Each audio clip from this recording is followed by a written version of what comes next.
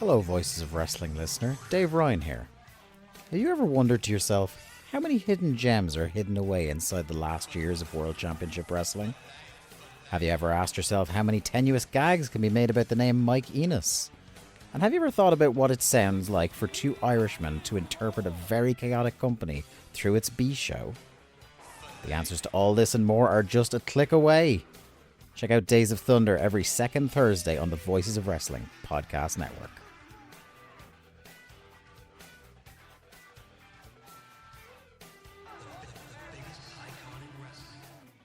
This podcast is a member of the Voices of Wrestling podcasting network. Visit voicesofwrestling.com to hear the rest of our great podcasts, as well as show reviews, columns, opinions, and updates across the world of wrestling. What do you guys want to talk about? You are listening to the Flagship Podcast with your hosts, Joe Lanza. Those are my limits. I'll live here. I will not say y'all. I will not use ranch dressing. You know, those are two concessions I will not make. How about a cowboy hat? Rich Crage. Never ended. Nothing happening. Nothing. 20 minutes. You get the slow clap, sir. 20 minutes of the... Get him. Get him, Crage. Barricade. And we are live on the Flagship Podcast. I am Rich. He is Joe. Joe, what's happening? How are you? I got to ask you a question. What do you got? I think I could save you some work. Are you interested in being saved some work, Rich Crage? It depends. I like work. I like working hard. What? I like working hard, yeah. What kind of answer is that? Okay. But it depends what kind of work, I guess. Just say yes, Joe. Yes, I'd like you Joe, to I would save love me some work. you to save me some work. What do you got? My God, guys like, oh, I don't know. You know, I kind of like A working, little bit of you know? work, a little bit of manual labor never hurt anybody. I like. You know, with the high voice. Yeah, you know, I like to work, you know. I do. You know, yeah. Working the hardest working listen, podcasters in the biz, I'd say. I mean, considering all we do. Anyone who could save me work, my first answer would be slamming my hand on the table and saying, yes, please tell me how you can save me some labor. I don't, you're a funny guy sometimes. I don't understand you totally. But, so I got a question. I've been meaning to ask this question, quite honestly, for years. I've been holding this one. I look on this flagship patreon.com. Price tiers to fit every budget, by the way. $1, $5, $10. Even a free tier. Even a free tier. So inclined. Which actually has content on it. So every Thursday, right, you'll post the live stream link to the show we're doing now, right? Mm-hmm. And a couple hours later, you'll post the topics and run sheet to the show we're doing now, right? Get everybody Correct. ready, all fired up. Here's what we're going to talk about. Why don't you just do that one post? Well, Joe, the $10 tier link, the first one that goes out, has the actual YouTube link that people can put a reminder for, so they know that when it goes live on YouTube, they get a little bit of a notification on YouTube. They're ready to go. They're in the room ahead of time. And that goes out to the $10 tier folks. But if you remember and you look at those tiers there, go and read flagshippatreon.com. One of the $5 benefits is that you get the topic and run sheet every single month. So $5 people get the run sheet. $10 people get, obviously, the run sheet and the live link. Because I'm not giving the live link to the $5 tiers. $10 tiers live people. Right. There you go. Well, I guess you just answered my question. There it is. Asked and answered. I thought we were going to get a solid 15 out of that. We got a solid 3. No. Asked and answered. One of the benefits that we decided when we started this Patreon was that for $5, you would get the run sheet, everything that we're going to talk about, a little bit of our notes and stuff. But for the $10, that's what you got to do to get the live show. So, they're two different tiers. Well, I guess I can't save you some work. keep making 2 Got posts his every ass. week. Got his ass. Yeah, there you go. So I'm going to keep doing more work, Joe. Thank you, though. I appreciate it. Whose ass are we really getting here? I don't know. I'm not sure. I don't know if I got your ass there, or I don't know. We've maybe it's overly complicated and we don't need to do that. But I think, it's kind of a holdover from our original days when we launched the Patreon. Because if people that do not know, maybe there's some people that are new here. When we launched the Flagship Patreon, the live component wasn't a part of it. We weren't doing live shows at that point. We were just doing, normal. So the $5 tier was the highest tier we had. And one of the benefits of the $5 tier was that you got our run sheet, you got our topics and what we were going to talk about before we did the flagship.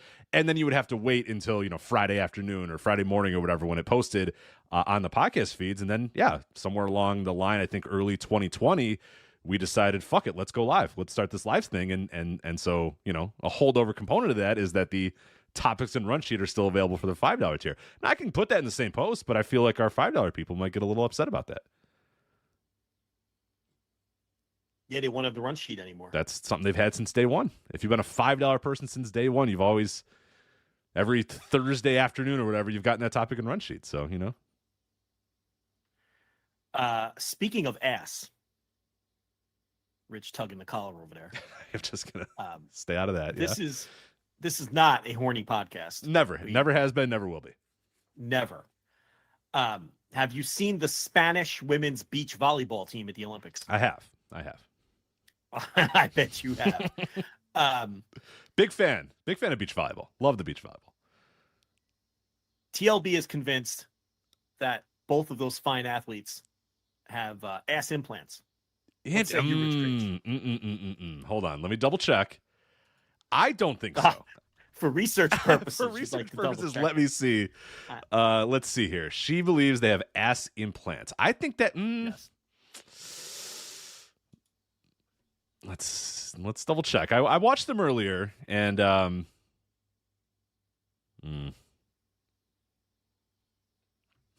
don't know. She's convinced. The one is pretty. One of those butts. One, I have to say, one butt is a little too good. One of those.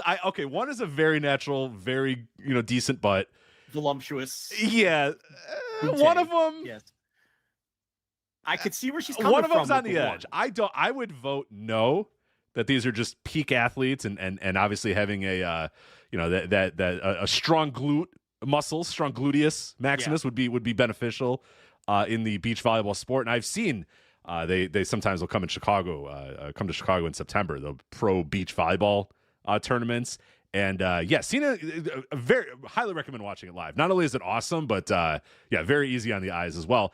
And routinely the women that show up, obviously because of the sport they're in, are doing, and the men too. I mean, if you look, if the men were wearing little, Speedo bottoms, it probably looked very similar too. So I'm gonna vote no, but I do see where she's coming from about the one. I don't know the names of both the women, but one is slightly dubious, but I don't think so. I think they're just top tier athletes, with strong glute muscles.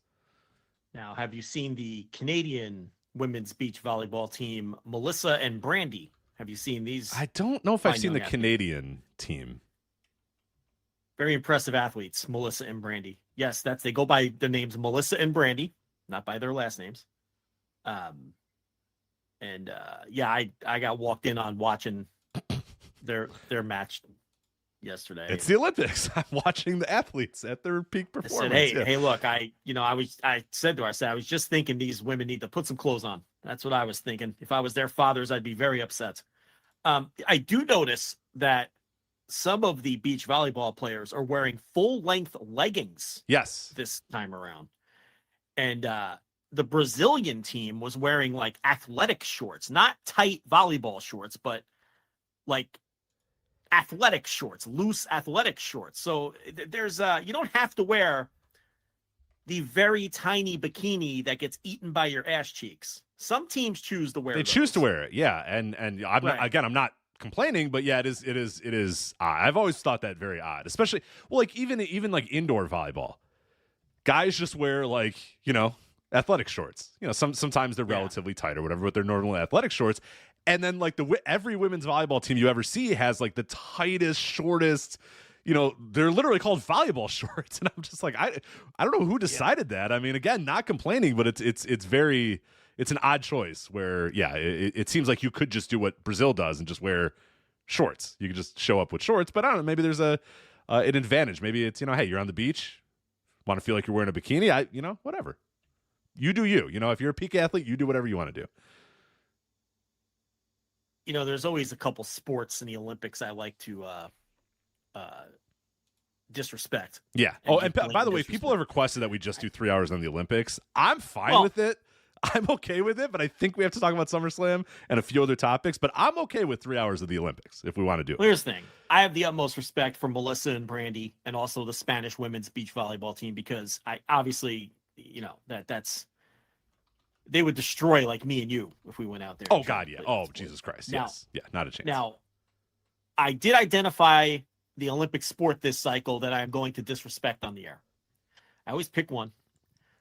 It's handball, Rich. Mm-hmm. I have no respect for handball. I think that and we're going to piss off all of our Eastern and Northern European listeners because that's where I think handball is most popular.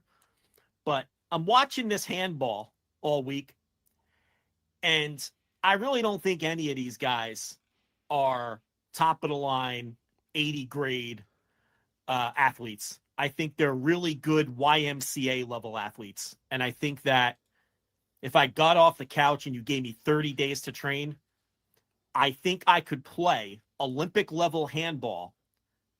Maybe not at a top level, but you wouldn't notice that I was like the fish out of water. Do you understand what I'm saying? I got you. Like, I got you. Yeah. You could be one of the. I mean, you're not the guy. You're not the top dude on the team. You're not the top scorer on the team. You're not the main guy. You're not the one that they're going to do the inset promo about on the Olympics and say, "Oh, Joe Landa from and then do the think. They're going to do the piece about you and your family, and the slow pans of you training in the backyard or wherever. You're not that guy, but you're on the team somewhere. I think if I trained, obviously I'd have to learn the sport and train and get in cardio and all that, right? I think if you gave me 30 days, which isn't really a long time, okay? You give me 30 days to train and learn the sport, and it doesn't look like a complicated sport either. It's actually a very rugged sport. It's a contact sport, this handball. But anyway, you give me 30 days, I think I could be on the team and like substitute in, and nobody would be like, "Oh, that guy looks like he's terrible." I really feel like I could play at that level. I'm not impressed with the sport. And I'm going to tell you something else. I know what I can 1,000% do today with no training. Be an Olympic handball goalie. Because those guys stink. They don't stop They don't block anything. They don't make any saves. They do don't nothing. Make saves. They don't. I saw the Slovenian guy was okay. He was the first, because I've also gotten into the handball. It's like the perfect. It's on at like the perfect time that I've been home and able to watch it or whatever. Early in the morning, I'm either up early or whatever. So I've been able to watch a lot of live handball. And yeah, the Slovenian goalie was like the only goalie where I was like, yeah, that guy's pretty good because he was kind of stopping some stuff. Otherwise, if you get past the defense and start leaping into the air, that thing's in no matter what. And no one's ragging on the goalie and no one's yelling at the goalie. No one's like, come on, man, you should stop that. It's like, yeah, okay, well. That guy's going to score no matter what. And it's half of them are very obviously not even in shape. Right. I think, what team was I watching? Was it Egypt? I don't know it may have been Egypt or something. Guy was a fatso. Like he wasn't even in any kind of athletic shape. And but here's the thing. He wasn't any worse than the other ones. You're lucky you've seen some saves. I have not seen one save. The only time they don't score in handball is when one of the defenders like deflects it, or they get fucking tackled because it's a very rough sport. It's very rough. Or when the shooter just whiffs and misses the net. Yeah, right. Throws it over the net, throws it, hits the post or whatever. Yeah. The goalies don't do shit. I am convinced if you flew me to Paris today, no training, right off my couch, okay, I can play goalie for an Olympic handball team. And nobody would know the difference between me and the guys that actually play. Right. You would also give up 30 goals, but that guy did too, so it doesn't matter. Right. No one would know the difference. Right. I'd be just as terrible as they are. I have no respect for Olympic handball goalies, and I have limited respect for handball players in general. They're obviously good athletes. I just don't think they're world-class athletes. I'm watching this sport. I'll say this. No one can argue with this either. I think if you took any Olympic basketball team and gave them 2 weeks to learn the sport, they'd win the gold medal in handball. Pick any team. Forget USA. LeBron would be the greatest handball player in the history of the sport within a week. Forget that, though. South Sudan. Oh, South Sudan would roll over these dudes. Oh, yeah, they're a bad example, too. Because they're really good. Hey, any of them. Just pick an Olympic basketball team, okay? they would win the handball gold medal with a month of training. You know, I just don't. I have no respect for the handball, Rich. You know, I've had this similar thought as well. We kind of came to the conclusion around the same time where because handball was one of the early sports. I was able to watch it pretty early. It was on, and I was watching a lot, and I'm thinking this looks kind of fun. And then I'm thinking, you know, I could do this. I feel like I could probably do this and it'd be okay. Because I play basketball 3 or 4 times a week. So I have that. I have the cardio. I have the jumping ability. I have the lateral movement. I do all that. I do that anyway. I play basketball no matter what. And like you said, it feels very similar to a basketball. Plus, and I think this is probably a feather in your cap as well, if you have any sort of baseball background as well, if you have the ability to throw the ball, because some people can't, you know, grab a ball and whip it as hard as possible. They're not, you know, that's not, if you didn't play baseball, that's not, you know, if you're a pro volleyball player, you might not have that in you. Some people have rag arms. Right. That torque, that shoulder torque that you have to do to kind of, you know, grab a ball and just whip it over your, you know, over your ear. With accuracy. Yeah, with accuracy is not easy. But if you've played baseball in your life, you probably can do that. So I'm looking at that myself, I'm like, man, I have a baseball background. I still play basketball. I think I could do this too. And Joe, I looked it up. There are Chicago handball leagues, and I have DM'd Chicago Inter Handball and asked them and inquired to them about how I can get involved with Chicago Inter Handball. So I will report back. When you go, this is what I see. This is what I'm gonna say. How many people are on a handball team? 15 or something? I don't know. I would say I gotta learn the intricacies of the sport. I gotta learn the rules first. But I've watched a lot, and I feel like I got it already. You know, I watched like 6 games, and I was like, I think I get it. I don't. I don't like. There's probably something I'm kind of missing. I really don't think there is, though. I mean, I've watched a lot of games, and I get where the ball's going. I get where people are moving. Like I said, it feels like basketball, but then instead of shooting, you throw. And I'm like, well, that's just baseball. I got that. I got the basketball part and I got the baseball part. I think I could do this. I don't understand what is stopping me from being, you know, doing this sport. It's like a game you'd invent with your friends in the street when you're like 12. You know, it's like, listen, I think the 15 best guys in this Chicago league you're talking about could be in the Olympics and they'd lose every game, but I don't think they'd embarrass themselves. I just don't think. You know what handball feels like to me? I think it's a trickle-down sport. Rich. I think these are guys who couldn't cut it in soccer or basketball, so they played handball. We all know there's trickle-down sports. For sure. Like soccer, I can't play soccer with the damn. I can't kick. You know how I talked about how I don't have, some people don't have like the baseball thing? Some people can't throw, some people can't kick. I can't kick a thing. I can't. The other day I was walking near the park by my house, and there's like this high school soccer league that plays there, or maybe they might be younger. I don't know. The ball came towards me, and the guys were very much anticipating me turning around, kicking the ball back to them. And they're waiting, and I'm walking the dog, so I had to kind of figure out a way, and they're just like, just kick the ball back. And I don't want to do that because I realized they would all laugh at me because the ball would go like 2 feet or go the opposite direction, or I'd fall on my ass or whatever. So I pick it up and I like whip it at them, you know, handball style. I kind of whip it at them, and I could tell that they're like, that took you way too long. Just fucking kick the ball. And I don't want to embarrass myself in front of it because I can't kick. I cannot kick. Man, listen, Americans are throwers. You put me on the soccer. There's no way I'm playing. I'm not joining a soccer league. No. I'm not inquiring about joining a soccer league because I can't kick a ball. I never knew how to kick a ball. I was never good at soccer. I never could. Never. Yeah, terrible at soccer. Always. Never good at soccer. No, I never enjoyed soccer. And America, look, we're throwers. We're not kickers in America. But yeah, you're right. That's a good comp. Some people cannot kick, right? And the same thing, there's some people who don't have that. They weren't taught to throw, or you just have a rag arm. There's that. Look, Americans don't have any concept of kicking, which is why we're bad at soccer. There's that Mike Francesa clip that goes around where he has like the soccer expert on, and he asks him, he goes, yeah, do the players have a dominant leg, or do they kick with both legs? The soccer players kick with both legs? We don't know anything about soccer. And the guy's like, yeah, Mike, they all kick with both legs. Right. You know, we don't know shit. We don't know nothing about soccer. Well, particularly him, Mike. Mike Francesa.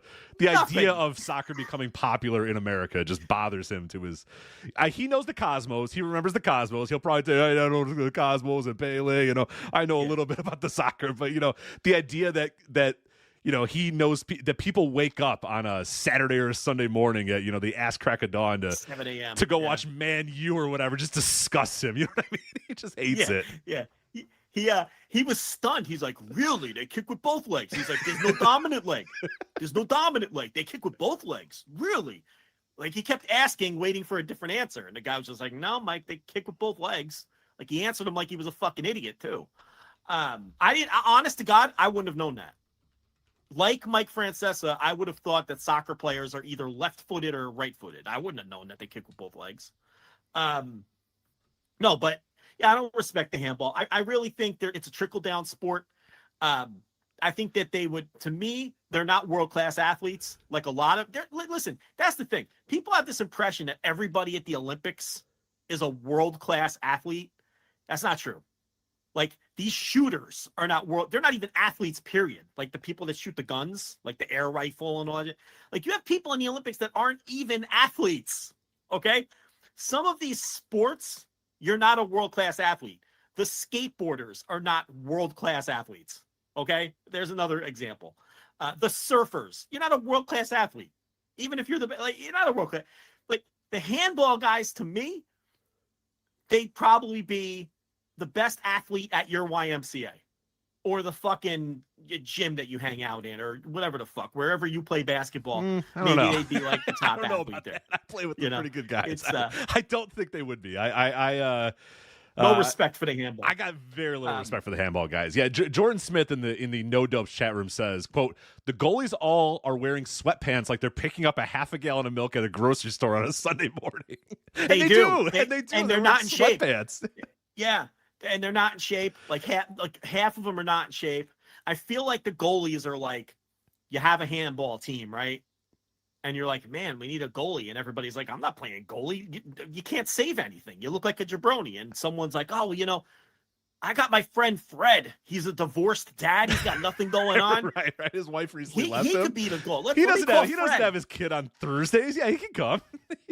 Yeah, and then you just call Fred, and Fred shows up, and he doesn't even get a uniform. It's like, nah, Fred, just bring your wear your sweatpants, and your New Balance. And just stand there, wave your arms around like a fucking like a what do you call it? Like a windsock. Yeah, and, he's a good drinking buddy too. He'll be good to go after the game. He's a good guy to hang out with at the bar afterwards. So, did you see when they take the penalty shots? I don't think there's been a save in the history of handball on a penalty shot. Never one time ever. Because you can fake. You don't even have to all right.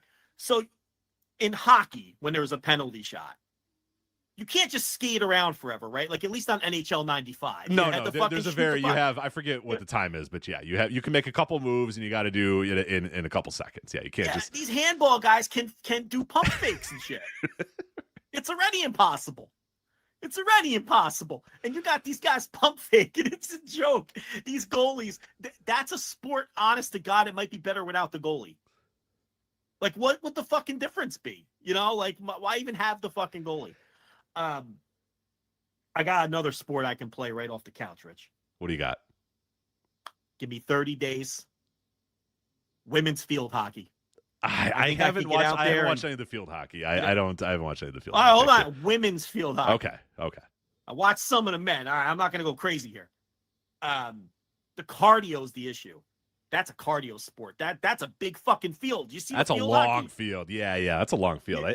I think that's gonna be a big struggle for you. I think that's gonna be a huge struggle for you. I think the bending cardio, down to get the ball, the bending, getting back up, running, and also I think you think that you would be better at whipping the whatever the stick or whatever. It's probably got a name. I don't know what it is. The wickets. The fucking stick. Let's call it the wickets or the stick or whatever the fuck. I don't think you'd be good at that. I think you could be good at that. But I don't think you'd be good. I don't know, man. We played a lot of street hockey in my neighborhood. Seems like the same shit to me. No, I feel like it's more of a flick than I don't know. Oh yeah, you get cross-checked by Joe Caveza. Let's see how you do. We got rough out there with the street hockey. Half of us would be on rollerblades, the other half would be on fucking sneakers. There were some intense street hockey games on I was gonna say name of the street, but I'm not doxing myself. They'll fucking track me down somehow. Go to your old house. Yeah, they'll write nasty letters about Hideki Suzuki. Yeah, write nasty letters about Hideki Suzuki. These internet detectives, you can't give them any lead because before you know it, you're on 4chan and they're hunting you down. Yeah, no, definitely the handball. All right, the women's field hockey. I think that's I haven't watched much of the Olympic field hockey because I find it pretty terrible. But well, the thing about it, Rich, let's be honest, all these sports are terrible. Like, I'll put on the Olympics. And I'll be like, wow, all right, what a take from Joe. I love crack you. my You crack love my the knuckles. Olympics. Shut up. You love the No, Olympics. here's the thing. Listen, I'm gonna tell you. I crack my knuckles. I'm like, all right, I'm gonna watch a little bit of Olympics. It's once every 4 years. I don't have many left, right? So let's settle in on the couch and enjoy. Oh yeah, badminton. Let's put on this badminton. And then, Rich, I watched the badminton for about 3 minutes, and I'm like, why the fuck am I watching badminton? Why am I doing this with my life? Just because it's the Olympics? I would never watch badminton otherwise. Right. Badminton But you're sucks. watching the best. You're watching the best in the world at what they do. The best badminton players in the world, in the universe. Yeah, I know. Yeah, so you know what happens? I watch badminton or kayaking or fucking archery. I watch them all for like 3 minutes. I realize they suck. And then you know what I end up watching? Basketball, tennis, all the shit that I watch anyway. All the sports you actually respect and care about. Yeah. I'm watching Andy Murray play, and I'm like, I watch Andy Murray all the time. Or I'm watching the fucking basketball. And that's what I end up sticking with because these other sports fucking stink. The only Olympic sport that does grab me every 4 years is the rugby sevens. I love that shit. It's good shit. Yeah, that's good shit. The Rugby is sevens fucking is insane. God bless anybody. I knew a couple rugby players growing up. God bless you guys. I don't understand why anybody would do that. I would play that one time down the field, and then everybody would tackle me, and my knee would be all cut up, and my face would be all bruised, and I'd be like, fuck this. I'm going to go play field hockey. Screw this. I'm going to play handball. What the fuck See, are we doing? I like the idea of that now, I'm not going to say I could play rugby. There's no fucking way I could play rugby off the couch. But if I were 18 and I knew about rugby, I would have played rugby. That shit is I watch that, I get all fired up. Like my adrenaline starts flowing. If there was like a legitimate rugby 7 big time league in America, I think I'd follow it. I really get into the rugby sevens. The track next week, I'll get into the track. Yeah, I'll gotta watch get into the track. I get into a little bit of swimming too. I like the swimming. The swimming's all right. Yeah, I like when Ledecky's so good, she's swimming one way and they're all still swimming the other way. Like that's fun to watch, I could get into the swimming. But here's the thing with swimming. For some reason, when the races are like 800 meters or more, I can't. It's too long. And I'm like, come on, let's get this over with. Long swimming is boring. Yeah, it's I good. don't One or like two the times long down, it's distance good. swimming. But yeah, because I can only listen to Rowdy Gaines screaming at me for so long. That man gets so excited. These Americans, they're running such a great race. He said, calm down, Rowdy. We're 200 meters into a 1,200 meter race. Right, this thing's going to go for 7 more minutes, so just calm down. Yeah, take it easy, pal. No, the swimming's all right. The track's all right. I'll watch the gymnastics even though I don't understand it, so you just got to take the word of the fucking commentators. You see the little horse and you're like, yeah, it seems good. And they're like, yeah, that was okay. And you're like, oh, okay, I guess it's okay. I don't know. Pummel horse? Yeah. I guess I don't know what good and bad looks like, but all right. You always think they're going to smack their balls on the handle when they're going around never the pummel do horse. It, like, never do they never do. They never smack their balls. But these fringe sports all stink. They're not I always great. try.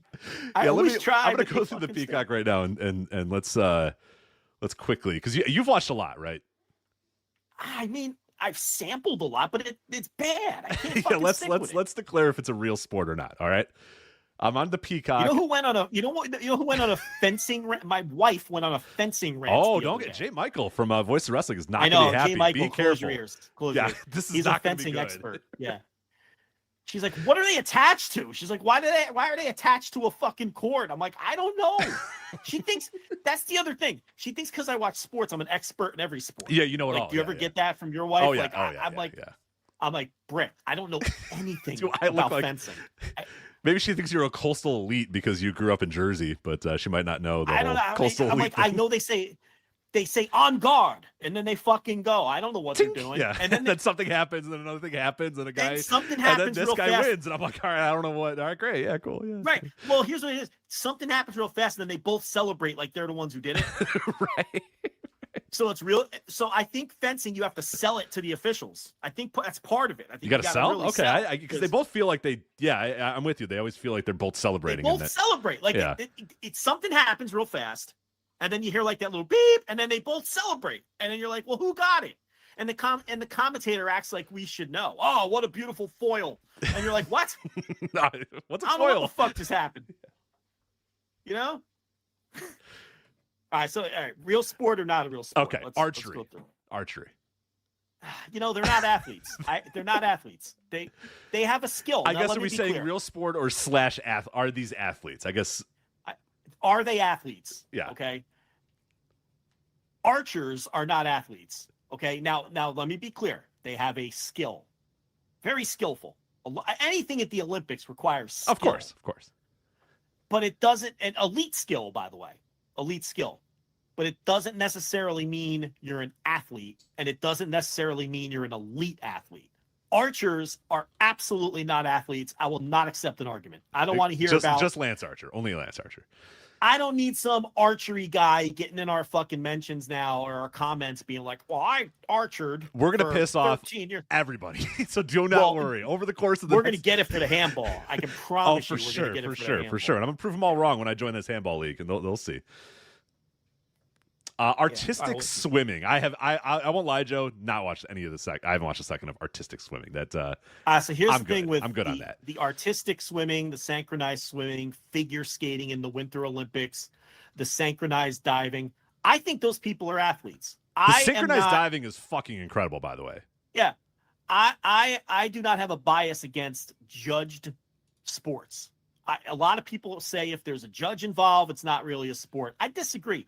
I think all these people are athletes, and I think a lot of them do qualify as elite athletes. I respect the judged competitions. I think that synchronized diving is fucking incredible. That I have watched, and that I'm not going to sit there and watch it for 4 hours, but you watch the clips and you're like, my God, the level of practice and dedication that it takes for you to, like, I think it was the Chinese women's team, and it was like the first time I watched it, I swore there was only one person. And then I had to watch it like 3 times to finally one time notice, oh, yeah, there's like kind of the back heel of the other person. But they were in such lockstep. It fucking blew my mind. So I haven't watched any of the artistic swimming, but I do respect the synchronized diving. Badminton, we've already declared. They're athletes. They're athletes. I can't see. I think they're athletes. I think they're athletes. They move around pretty quick on the bat. Basketball. Basketball. Well, obviously. Yeah. Now, 3-on-3 basketball, though, I do have to take some umbrage. Again, Rich, those are not world-class athletes. Those are not world-class athletes. What America is presenting as 3-on-3 basketball, I could go for 4 hours about this. I am flummoxed, perplexed, enraged at what I am seeing in the 3-on-3 basketball. This is a sport where you watch the basketball. You saw a South Sudan team, a country that's only been a country for 13 years or whatever, has a couple of kind of fringe NBA guys or whatever that are working their ass off, hustling, and just like incredible athletes that are at trying as hard as they can, and they're almost, they're giving it to the Team USA. They're not winning, but goddamn, they're getting pretty close, and a couple. And it's like, man, you see all these, and I've watched a lot of the basketball, and there's all this high level basketball being played all across the world, and then I watched 3-on-3, and it's like, is this from a rec center? Is this at a YMCA? Is this like a corn festival somewhere in the United States? Like, what are we doing? These nobody looks good. Everybody looks horrible. Even the awful. USA is awful. They're like 0-4 or something, or 0-2. Terrible. I forget. They're awful. They have some Rick Barry grandson. That's a fail son. Jimmer Fredette. Yeah, Jimmer Fredette. Out of the NBA for a decade. 2 guys I've never heard of. And I'm thinking... Yeah. That's the best that America can present. The 4 best 3-on-3 basketball players. I am positive, Joe, if you gave me, you don't even have to give me a different car. I could fit enough people in my car. My car, I drive around the city of Chicago or the suburbs for an hour. I will give you a 4-person team that will beat the socks off of the American USA team, guaranteed. And you can do that in any major city. You do it in New York. You can do it in LA. You can do it in Chicago. Anywhere. I promise you, drive around for an hour, get 4 guys in your car, and they can beat that USA basketball team. I can't understand. And then I watch the other teams. I'm like, none of these other guys look that good either. What is happening? Bro, I was watching Slovenia. it's like they got to be almost 40, and they smoke. Yeah, those guys all have widow's peaks. They're all old dudes Yeah. with elbows out. You know they're smokers. They're pushing 40. It's like the 3-on-3 basketball would be elite level athletes if it was the 3 guys who got cut from the Olympic team playing. But we don't do that. If it was Cooper Flag and a couple of these fringe NBA guys or whatever, or the G League MVP or whatever, or the best high school recruits in the world or whatever, in the country. No, it's Canyon, Barry, Jimmer Fredette, and 2 other guys that I'm not even going to learn their names because they don't deserve it. So, yeah. Unbelievable. Okay. So, yeah, I while I do believe basketball is athletes, I'm not so sure about basketball 3-on-3. So, beach volleyball, unquestionably athletes, right? Unquestionably athletes. But it's a trickle-down sport because you can't play real volleyball anymore, so you play beach volleyball. It's true. But they're athletes. They're athletes. Boxing, Olympic boxing is pretty terrible. Oh, come on. They're top level. They're top level athletes. They're most of them go pro. And they don't all become world champions or anything, but I respect the boxer. You got to respect all the combat sports. I respect all of the combat sports. Breakdancing. They're absolutely not athletes. Now, here's the thing. They might do athletic things, but that doesn't necessarily make you an elite level athlete. Right. That's my stance. Canoeing. That goes for any dancing because the Olympics used to have ballroom dancing. They did used to have ballroom dancing. Yeah. And those are not athletes either. Like dancing is a skill. And dancing is the thing in this world that I totally accept that it requires talent and skill that I also do not respect at all. If someone's a great dancer, it doesn't impress me at all. Does that make sense? Like, I am never impressed by watching people dance. Like, a lot of people will be like, oh, look how great of a dancer. I'm like, I don't care. It's a totally useless skill. Like, you could serve me. Serve me. I don't care. You could do all the dance moves you want. I'm never impressed by it. Yeah. All right, what else? Canoeing. Yeah, they're athletes. I think they're athletes too, but it's kind of a dopey sport. It's right on the edge. It's right on the edge. Yeah, going around the fucking sticks with in the fake river. Yeah, why don't they do it in a real river with real fucking rapids? Yeah, let's put some stakes on this thing. Yeah, let's go. Get yeah, out there. Get a dam, get a bridge, get stuff, different stuff involved. Yeah, let's have some real fun here. Cycling, yeah. I think unquestionably cycling athletes, right? Oh, yeah. Okay. For a second, you were pausing, and I was like, "Oh, okay." Now I gotta hear this. Come on, cycling. Gotta hear this take. Yeah. Diving. I think you said diving for sure. Divers are athletes. Yeah. Mm-hmm. Equestrian. No, the horse is an athlete. The horse is a top level athlete indeed. But equestrian jockeys are not athletes, and thoroughbred jockeys are not athletes. Harness racing jockeys are not athletes. I'm not saying, again, there's a skill to it, and you got to know what you're doing but I'm sorry, it doesn't. You're not an athlete. It doesn't make you an athlete. Fencing. Fencing. We talked about it. They got reflexes. They got the reflexes. Do I think they're elite level athletes? No. Do I think they're athletes? Yes. Field hockey. I think you've already addressed that. So. Yeah, they're athletes. Golf. This is going to be an interesting one. Golf. I didn't even know they have golf at the Olympics. I didn't know either, but it's on the list. So. Who's playing? Because a lot of the guys, I just saw John Rahm playing on the Live event last weekend. So who's even there? I have no idea. I have no idea who's doing the. See, now I'm thinking I'll watch the golf, but again, I watch golf every weekend. So what the fuck do I need the Olympics to do that for? That's a tricky one. I often struggle with this one because I'm saying no. I think they're very skilled at what they do, but I don't know that I would call golf. If it were 1985, I would agree with you. But ever since Tiger changed the sport, they're all like ripped. Yeah, that's true. You know what I mean? Like, you ever see like Bryson DeChambeau or Bryce Koepka? Scotty Scheffler is representing the United States in the Olympic men's golf tournament. Oh, okay. He's probably going to win. These guys are all fucking ripped now. Okay, so that's my answer. 40 years ago, no. Today, they are athletes. All right, what's next? Gymnastics, I think, obviously, yeah. I don't think that would be a hell of a take to say that they're not athletes, but I think you're in on that being athletes. Who, gymnastics? Yes. They're incredible athletes. Yeah, they're unbelievable. Yeah, the dudes are just fucking insane. That They got like 0.5% body. Yeah, and they're just ripped and like the bodies are. Gymnastic bodies are fucking unbelievable. Yeah, they're clearly athletes. Handball, we've already addressed that. Judo, what's your thoughts on judo? Olympic judo. All the combat sports are athletes. Okay, that covers all of them. They're telling me that Rom is in. Did the chat? I need you to answer this. Is it 4 rounds and did it start today because today's Thursday? Because I will be locked in on Saturday and Sunday.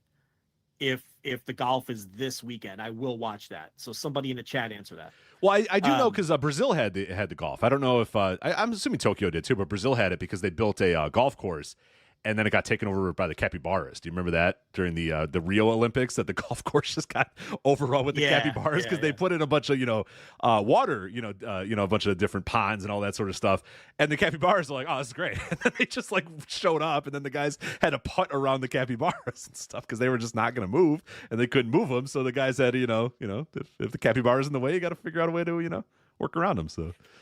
Well, apparently, yeah, the golf is this weekend and it started today. So it's just like any other tournament, it starts Thursday and Sunday. And it's a mix of live and PGA pros. Rom is in it. I'll be, but again, what do I need the Olympics for? I'm watching basketball, tennis, and golf. That's like every day. Do that every day. Yeah. You're not watching our next sport, modern pentathlon, which I don't even understand why this is a thing, but modern pentathlon. What is that? I don't even know what that's the one where it's like, it's okay. Let me get the exact order.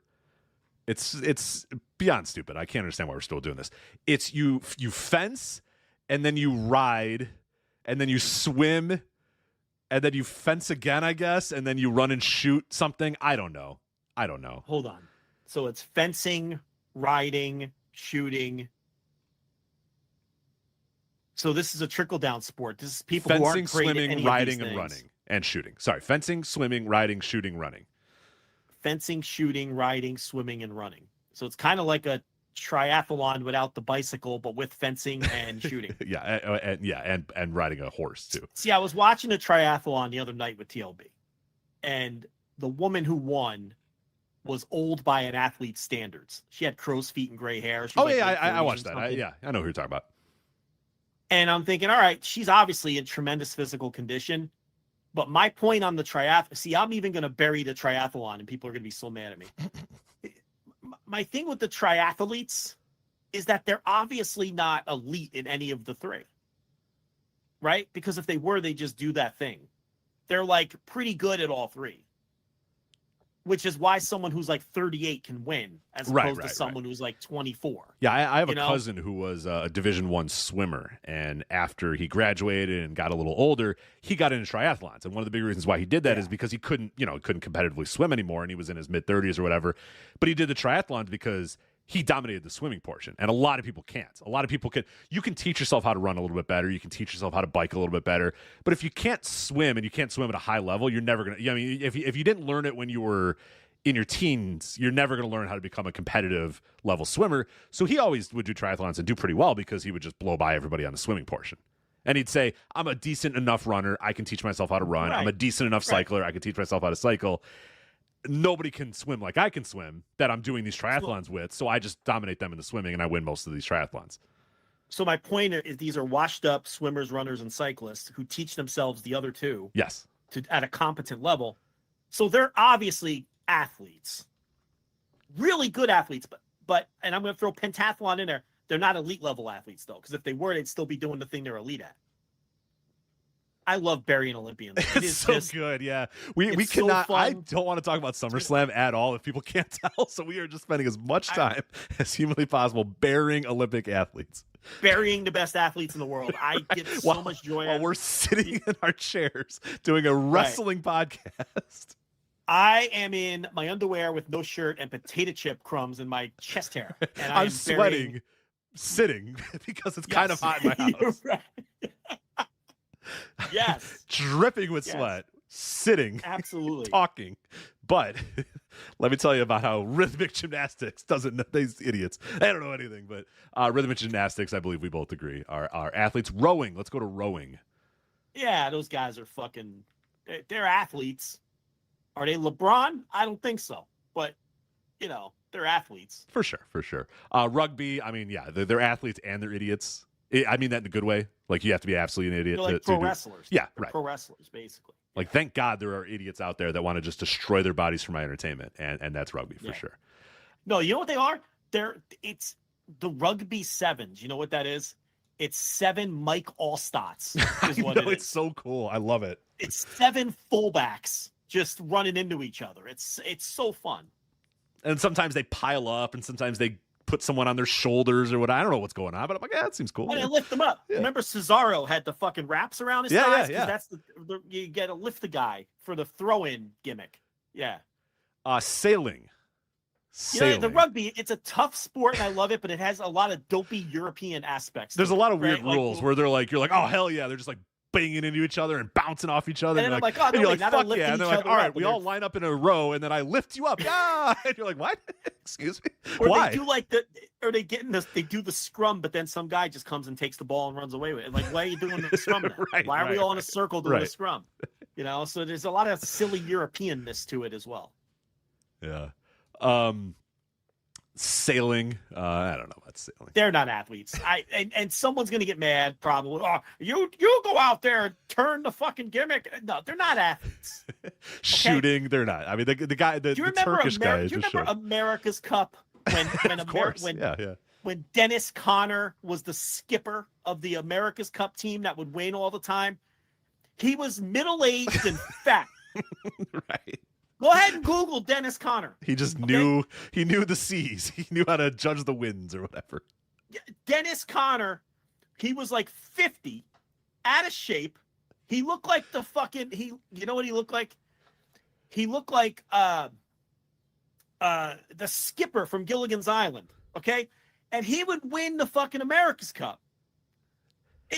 They're not athletes, okay? Now, I don't even know if it's the same kind of sailing. I don't care. Yeah, exactly. I think it's slightly different than the America's Cup, but because that's like a long distance sailing. I think it's a little bit more. It's kind of like the canoeing, I think, but you do it on like a little sailboat or whatever. But they're not elite athletes. Rich, are they elite athletes? They're not elite athletes. No. Shooting, no, they're not. In their little boats, give me a fucking break. Shooting, absolutely not. The shooters are the least. They're just dudes. Yeah, he just showed up. Had a gun, shot a gun, said, "All right, I'm out of here." So the Turkish guy that won the silver, t-shirt like and jeans. He just shows up. No technique. He just points the gun, right, and he wins the fucking silver. Come on, man. Nah, they're. That's the only reason the handball goalies are not the worst athletes at the Olympics, because the shooters are. Right. Skateboarding. I know you are not. They're not elite athletes, Rich. No. They're teenagers who aren't afraid to skin their knees. I will say the men's are a lot older. I don't know if you watched the men's skateboarding. The women's skateboarding was like the next girl came up and it's like, yeah, this one is 13. You're like, oh dear God. And the next one's like 15 and 14. And they were all like, there was one girl, the oldest girl I think in the women's skateboarding was 19. It's like a 19-year-old American girl.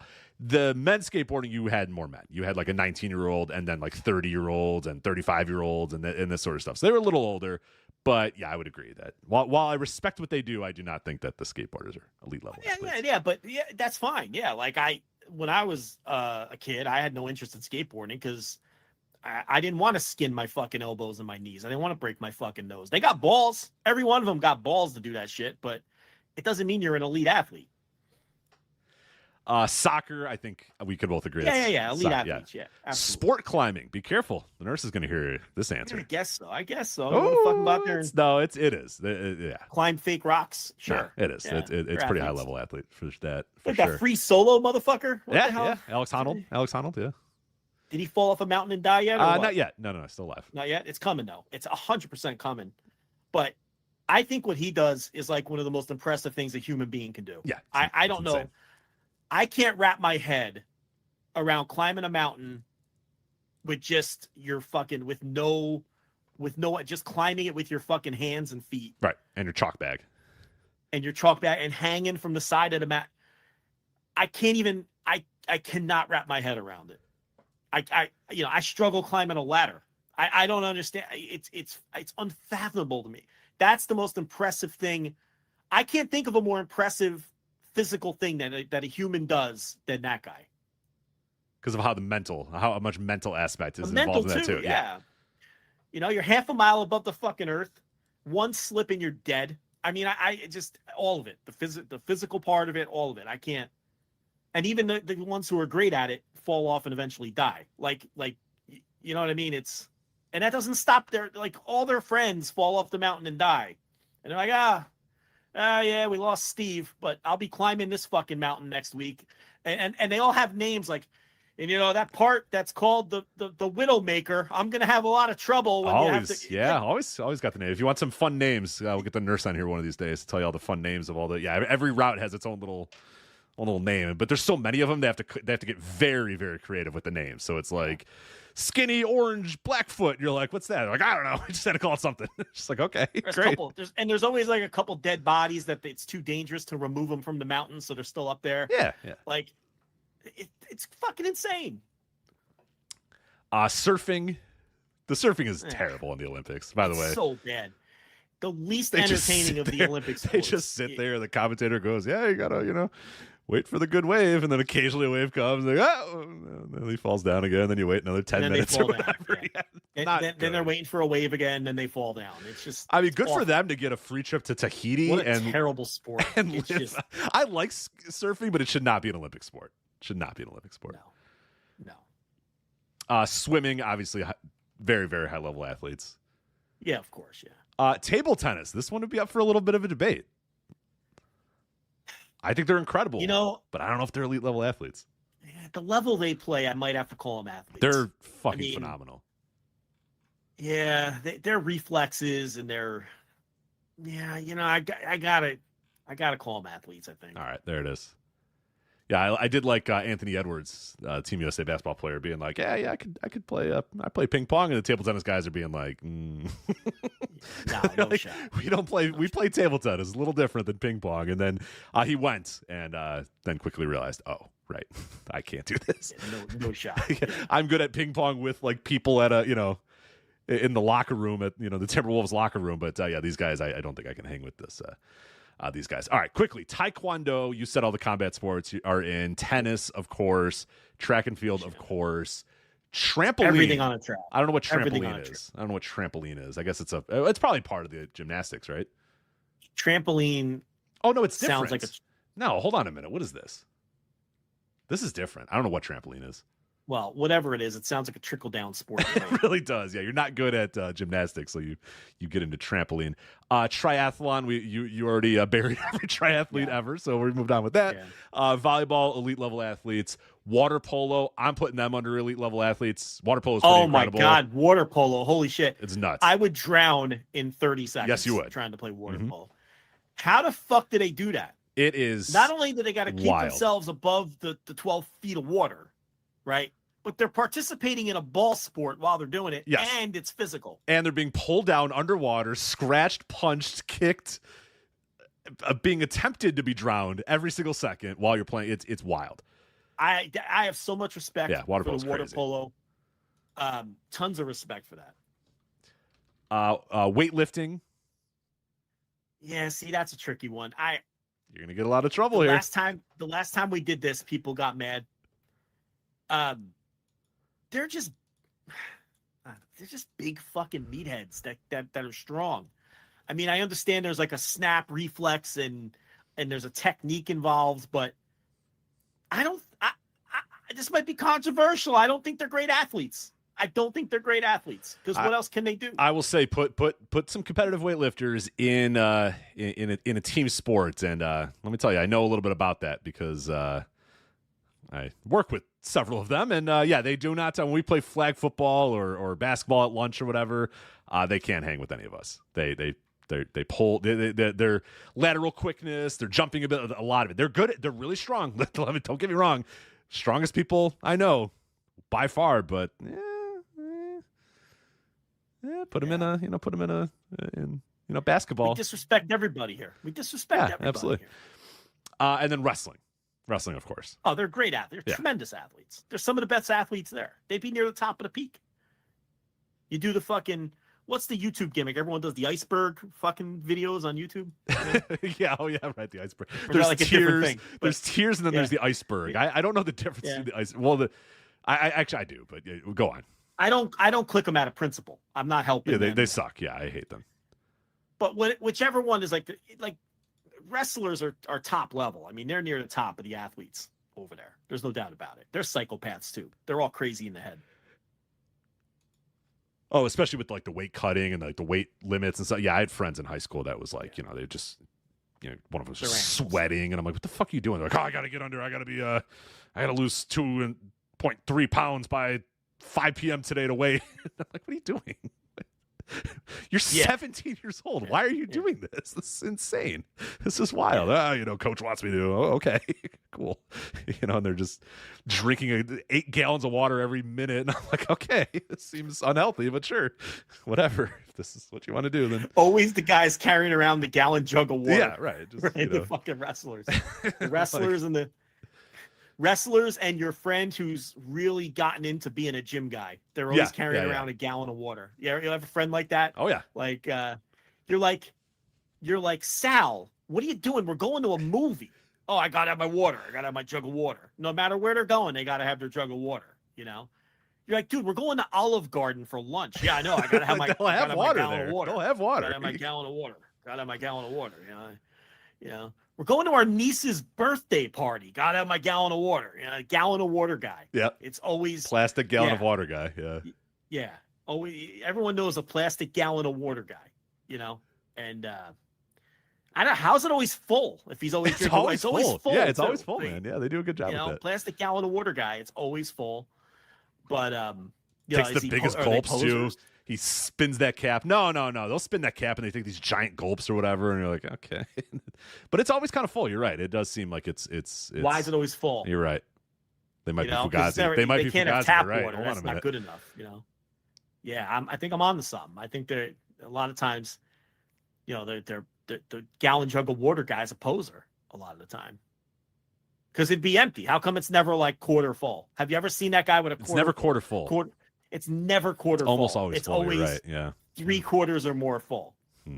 He's lugging it around everywhere. He's got it in the passenger side floor of his car. He's got his plastic jug of water. Yeah, of course. You ever get in that guy's car? Of course. He's got to move his water. He's like, hold on, I got to move my water. And he's got to put it in the back seat floor of his car, And you're just like, dude, why are you plastic fucking jug water guy? Yeah, and now you're out of the weightlifting world these days. But then there's always that guy. Now also has like a container of some pre-workout on the floor as well, and he's one of the guys that doesn't mix it, because some guy, obviously you're supposed to mix it in water or whatever. You're supposed to put it in 12 ounces of water and shake it up or whatever.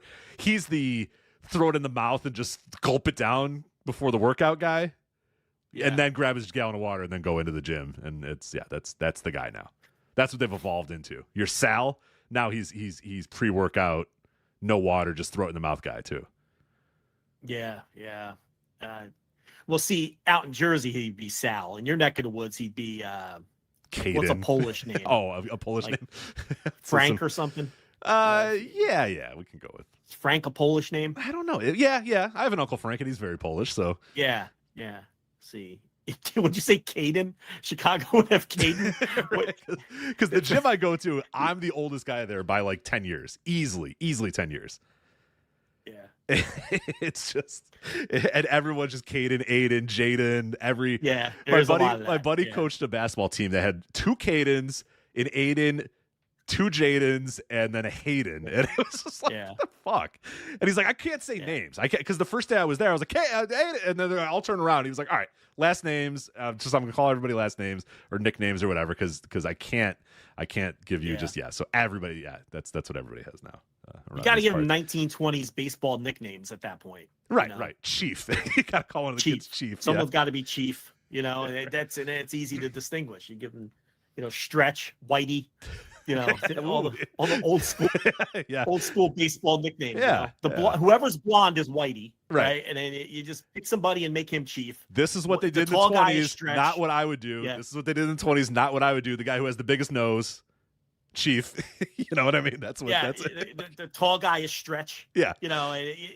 That's how you got it. Because otherwise, you don't. There's no way. You know, Rube, Sidney Hickenbottom with Rube. That's a good one too. You gotta call somebody Rube. Yeah, the dumb one is Rube. Right. The one that never gets the jokes, he's Rube. Yeah. You know, you got to go on Baseball Reference and click any baseball team from 1923 and look at the name and then just assign those names to everybody on the team. We got to do wrestling at some point. Wait, dude, Drew Hall. One last thing, and then I'll go. Drew Hall has a great comment. He says, "We're talking about Sal, the water guy, and he says, quote, brings muscle milk to a bachelor party." It's so good. You know, everyone's drinking or whatever, and he's just, you know, gulping down his muscle milk. Yeah, no days off. Right? No Right, days like, off. Come on, buddy. Like, no days off. Got to work hard. Like, you can have I'm a grinding. vodka water, man. You know what I mean? You can have a tonic, gin and tonic, man. It's all right. Let go for a day. No days off. Grinding. You go to a hotel. He finds the gym in the hotel or whatever. Yeah. Everyone else is in the in the room just hanging out. Everyone else is either getting drunk or hanging out or maybe trying to hook up if they're single. You know, this guy's he's got to change of clothes and he found the gym at the fucking hotel. And he's going to bed early too because he's, you know, good sleep is, you know, you got to very important. All right. He's on the elliptical in the fucking pathetic gym in the hotel where they have they've got an elliptical and They got an elliptical, a stationary broken multi-station gym, and then 7 dumbbells, but none are the same weight. with a sign that says "not responsible for injuries" taped to the wall. And a water jug that has not been filled since 2008. You know,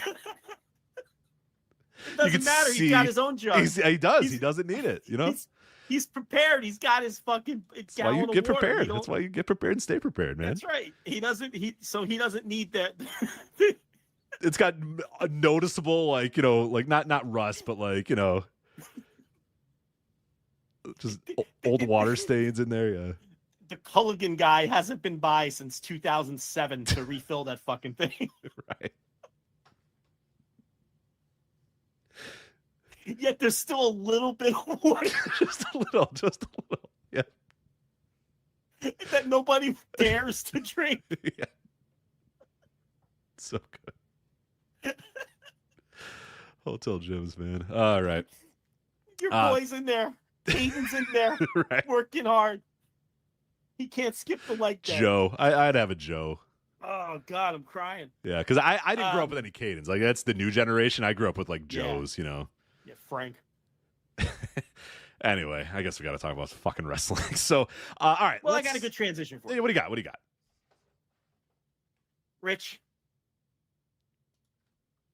over the years here on the Flagship podcast, I have a statement to make. I'm here to make a statement, an official statement from Joe Lanza, Flagship podcast. So I'd like the floor. You know, over the years, oftentimes I would say things like, I wonder what WWE The Bump's Matt Camp would say about this. And I would rip on Matt Camp and sort of use him as the avatar for everything that's wrong with co-opted wrestling media and these goofball people that do these goofy WWE shows. And I'm sure there were many times, Rich, where I slandered Matt Camp, right? I'm sure you could back that up. Just throwing his name out there as we're doing bits or Of course, yeah. ripping on people. Yeah. He was always the go-to. I think it was only a couple weeks ago where I brought up. You did. Matt You would Camp, say, in yeah, fact. that fucking guy from, you know, the show, or the fucking, you know, Rich. I'd say the bump. You go, yeah, the bump. What's that fucker's name? And I'd say Matt Camp. Yeah, Matt Camp from WWE's The Bump. Yeah, always the avatar. And then he'd be in the room on some of these conference calls too, and you'd be like, yeah, and Yes, then that guy, the WWE Bump guy, Matt, whatever the hell his name is, he's there too. Matt Camp. Right. And I'd with say his name with disdain. vitriol. Yeah, with disdain. Yeah, with total disdain and vitriol, I'd say Matt Camp. Well, you know, Matt Camp was released by WWE some months ago, and he's been making the rounds, and he's got himself a podcast now. And, you know, I got to say, mea culpa. I ask for forgiveness, and I have to apologize to Matt Camp. Sir, I was not familiar with your game. Matt Camp's podcast and Matt Camp's takes. I did not realize that Matt Camp was in fact extremely cool and had great wrestling takes, and is a man straight from the Flagship's heart who tells it like it is. So you never know, Rich. You just never know who you're ripping on and you're making fun of. So I am here to officially apologize to Matt Camp. I had no idea what this man was capable of. I wasn't familiar with his game. And I suspect he might even be a listener of his show. I mean, his takes are so on point and so similar to a lot of things that we think.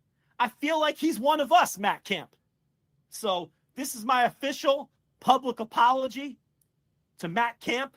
And while I'm at it, Rich, I'm also going to throw some praise to Bill Camp. Are you familiar with Bill Camp, Rich? I don't know if I know Bill Camp. Yeah. Well, he's just a really great character actor, and I respect his work. So I just want to throw that out there, too. I'm really a fan of Bill Camp's work, but this is mostly about Matt Camp, formerly of WWE's The Bump. And this is my official apology to a guy who I just didn't realize, It's I can't knock the man. He had a job to do, and he was cashing the checks, and he was doing what he had to do to put the food on the table. And this is my official Joe Lanza Flagship apology to the former host of WWE's The Bump. There you go. Congratulations. Does it feel good to get that off your chest? I've listened to a little bit of the Wrestling Mat, I believe is his podcast, and right. I've listened to a lot, and it's really good. It's really, really good. I listened to his piece on WWE PR. I listened to his piece on TNA and the WWE relationship. I've listened to a couple of them. And I'm like, yeah, this guy's one of us, man. There's people in the No Dope chat room saying, is this a joke? It's not a joke, man. No, I'm telling you, not a joke. This is 100% sincerity. Absolutely. Go to the Wrestling Mat on YouTube. You'll actually see a comment from me thanking him for being not a worthless member of wrestling media and finally somebody with some sense, because the guy's speaking truth. So much truth that, like you said, I'm now mortified at the idea that this man was listening for all these years and loved our takes. It was like, yeah, these guys, I like these guys a lot. And then you'd be like, oh yeah, that Rich, this fucking guy, this fucking Matt Camp guy. And I'm like, oh, and I'm like thinking all of the years of this poor guy. And to say he's driving in the car with his wife or whatever, and and she's like, why do you listen to these guys? They're really mean to you. And he's like, I don't know, they got good takes. I don't know, because I'm listening to some of these things. And there's little bits and pieces here where I'm like, oh, hold on a minute. Listen, if he's not a listener, he's just in lockstep. He's in lockstep. It's either completely in lockstep. He made light of the amount of bankruptcies that Eric Bischoff has had in the way that I always do it too. And I'm like, oh, we're either on the same wavelength or you're a listener. But either way, I'm good with it. Yeah. Because he's talking about grifters and all this sort of stuff. And then he's got somebody in his comments that's paying for some super chat or something that's saying Jim Cornette's not a character. And he stops him and says, are you kidding? Jim Cornette's a character. He's been a character since he's been in the wrestling business. That's his whole thing. Yeah. You know what I mean? I'm like, oh my God, thank you. Somebody. And he's talking about how Eric Bischoff just lies. And I'm like, doesn't even watch the shows and lies. And I'm like, oh my God, a man after my own heart here. Or someone will say something stupid about a Dynamite rating. And he'll be like, take that shit to 83 weeks. We don't do that here. Oh my God. My heart was fluttering listening to these. I was like, oh, more. But seriously, it's like, thank God because I was worried, oh my God, here's another guy that's going to enter this wrestling media ecosystem that came from this company that's just going to jump into the grift like everybody else. And it was going to be Matt Camp making a YouTube face and Tony Khan, destroying wrestling or whatever, and him, grabbing the top of his head and going, in the YouTube thumbnail or whatever. Yeah. I was thinking it was be another one of those. And it's not at all. Now, his titles, you're going to see the YouTube titles, and you're going to think, oh, this might be. Because it's like Matt Camp shoots on, recent Dynamite rating or whatever. Yeah. The guy's just playing the algorithm. I get it. I understand what he's doing. But then you listen to the content of the video, and it's very, very, it's similar to what you get here. Very similar to what you get here. So, I will join you in apologizing for the years. Mea culpa, sir. The years of disrespect to WWE, the Bumps. Much like Shaq, I was not familiar with your game, sir. Okay, I was not aware. So I did not know that Matt Camp was extremely cool with great takes. I had no idea. How would you know? How would you know? Yeah. How would you know?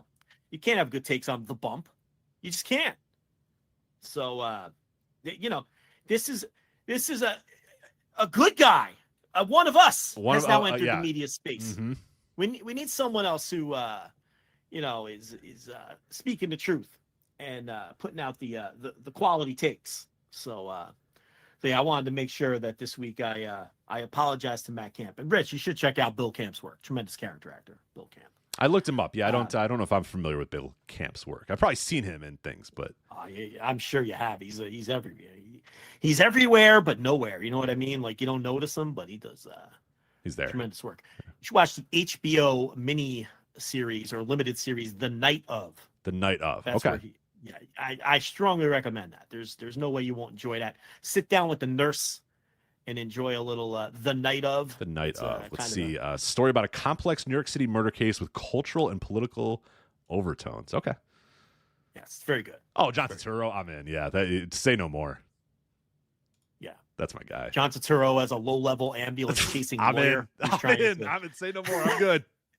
Yeah. Hell yeah. I'm in. Yeah. You should have Bill started with Camp that. is That's your lead. Turturro, Bill man. Camp is a veteran New York City cop who, I don't want to give too much of it away. Yeah. That sounds good. It's excellent stuff. Gandolfini was supposed to have Turturro's role, but he died before they. Now, allegedly, they shot the pilot with Gandolfini. I don't know if that's true or not. But then he Interesting. died, and then Turturro took the role over. So, that's my recommended. That's my Bill Camp recommendation. There you go. for All right. everybody. All right. Go watch Put that the- one. I'm Put sure that one it's on on the list. Max. Okay. Sure, yeah. it's on Max. Yeah. All right. So, other stuff that we need to get to this week. We're going to talk about upcoming CMLL shows. MJF is coming to Arena Mexico this week. Pac was just there last week. We'll talk about a little bit more going on in CMLL. So, that will be towards the end of the show. Go Shiozaki is out of the N1. We'll talk about the injury that has taken him out of there. What's going to happen, and most importantly, what's going to happen to the 0-1 championship, which that's very, very disheartening to know that Go Shiozaki might have to relinquish the 0-1 championship. Briefly about the TKO lawsuit and the effect that it could have on WWE. What's the latest on that? Death Before Dishonor, we'll review that, the weekend show from Ring of Honor. We'll preview SummerSlam. Before we do that, though, did want to quickly talk about the Tony Khan meeting with Shane McMahon. So this came out, photos emerged this week of a recent meeting between AEW head, obviously Tony Khan, and Shane McMahon. The two were reportedly, quote, discussing possibilities moving forward, with Fightful noting that Tony Khan was, quote, very open to working with McMahon on something called Busted Open After Dark, which I don't even care. I don't want to know what it is. I'm never going to listen to it. I don't care. Bully Ray, this sounds like a Mad Lib. So here, okay, I'm going to read the whole sentence again. On Busted Open After Dark, Bully Ray read out a statement provided to him by Shane McMahon, okay? Busted Open After Dark, Bully Ray's statement, Shane McMahon. Quote, Tony and I were connected through a mutual friend and we had a great meeting. We talked about many things, but mostly about our shared love for the business and the rewards and challenges of working with the family, working with family. I congratulated him on the 5-year anniversary of AEW, and I look forward to how he evolves the business moving forward. So, Joe, what do you make of Tony Khan meeting with Shane McMahon to discuss possibilities moving forward? Well, I mean, they're both looking at the camera in the picture, right? Yes. So it's not like this was a secret picture. They were aware the picture was being taken, right? They're aware that Even if somebody walked into the room and somebody took that picture. Yes. Right. So unless it was like TMZ and then the guy like runs off with the fucking camera, right? They knew that picture was going to emerge at some point. Correct. They're both smart enough to understand that. I don't want to go as far as to say it was an intentional leak the day before Dynamite when you know you're going up against the Olympics and you're going to do everything you can to retain as many viewers as you can. But did Tony Khan hate that picture got out? Probably not. He knew the picture was taken. Shane flat out says, that what's the end of that statement again? Explore possibilities or whatever. Yeah. Discussing possibilities moving forward.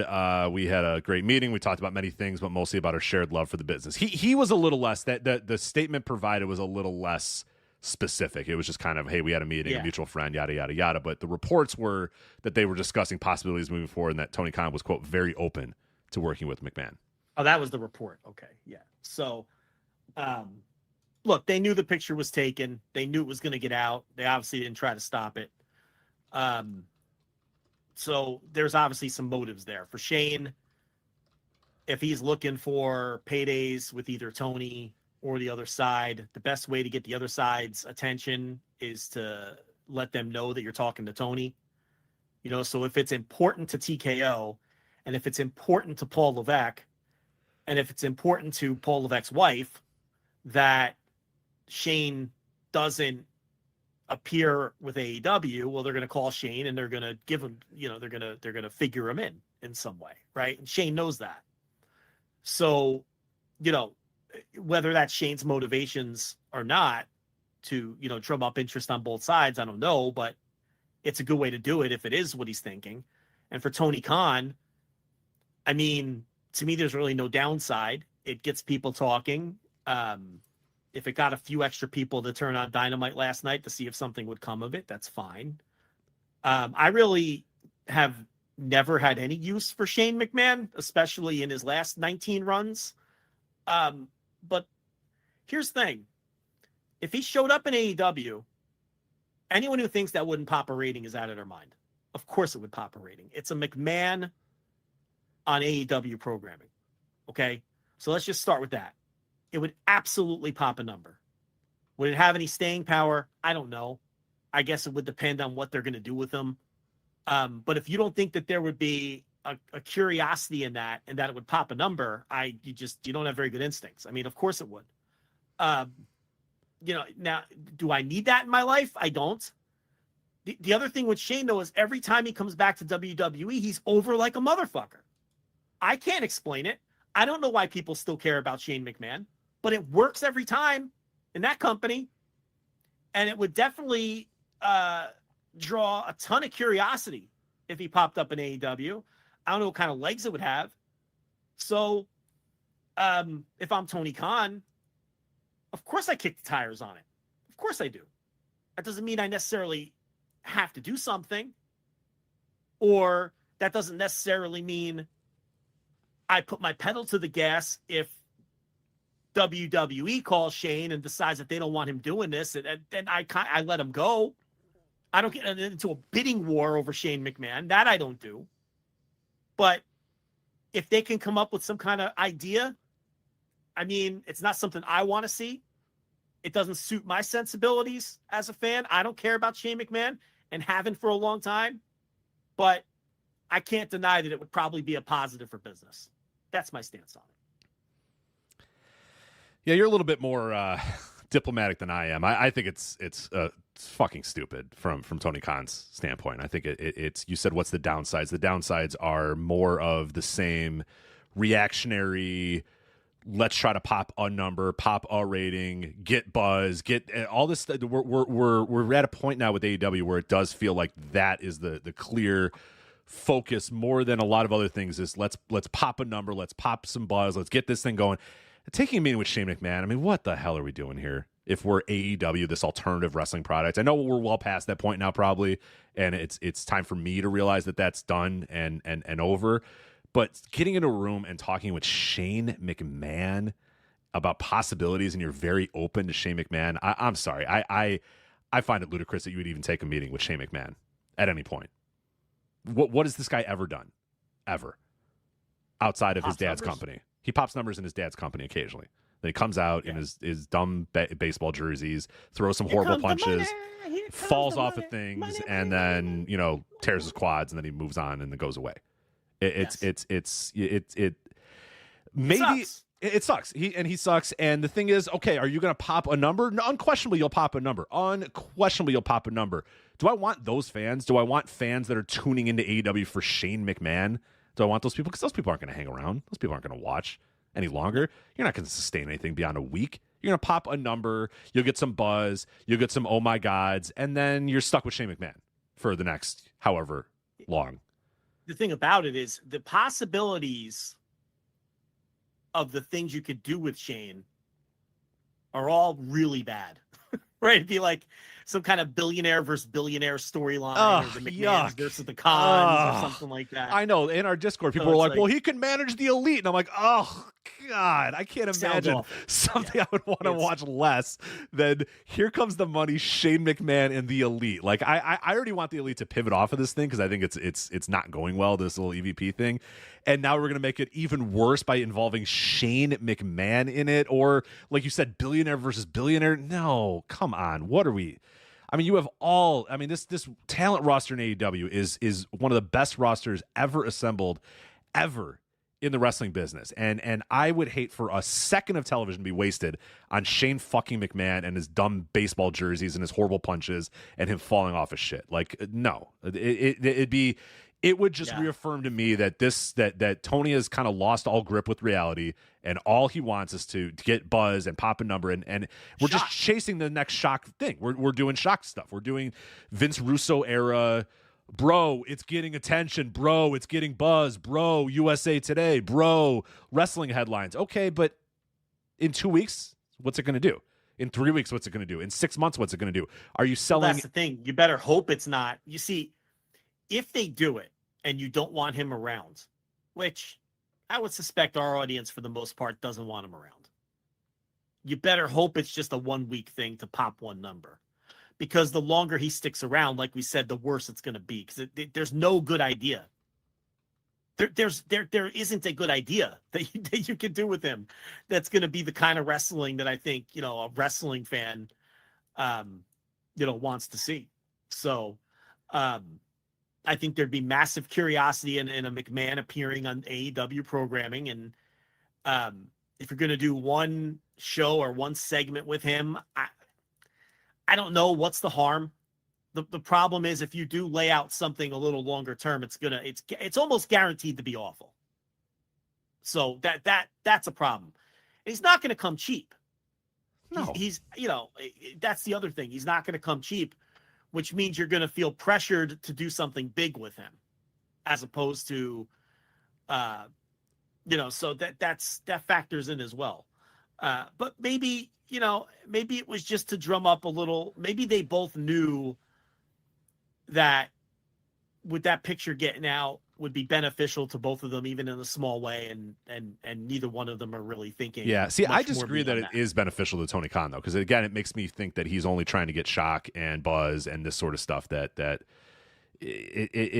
we're chasing. I don't know what we're doing anymore, honestly, with it. If that's our focus, and we have fucking Mystico taking photos that he's in Texas or whatever. We don't know. They haven't said one fucking thing on TV that he's in Texas.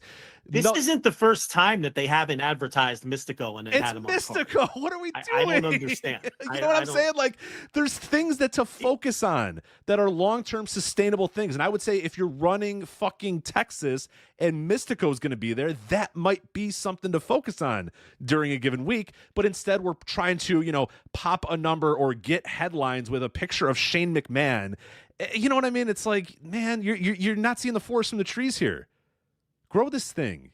Mystico is the biggest, arguably, to people that know ball and people that know wrestling, should probably be the Luthez Ric Flair Wrestler of the Year this year.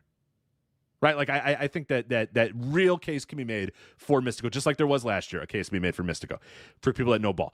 There's dumb people out there that are going to say, oh, nobody knows who that is. They're idiots. They're wrong. And the guy is very clearly a draw, very clear. And that's guys showing up in Texas, which, by the way, a good place to draw with a guy like a Mystico. And he's showing Instagram images of it. And that's how we maybe know that Mystico might be on one of the shows this weekend. I can't. It's not the first time. It's crazy. And yet I agree with you that there was probably some sort of thought of, let's get this photo out here. This will be good for us to get this photo out here. If you, now that's again, tinfoil cap, I have no idea, but the fact that it dropped on a Wednesday, that everybody was well aware of the photo, that everybody had statements ready to go, makes me believe that it wasn't, oh no, the photo got out. Oh God, we're ruined.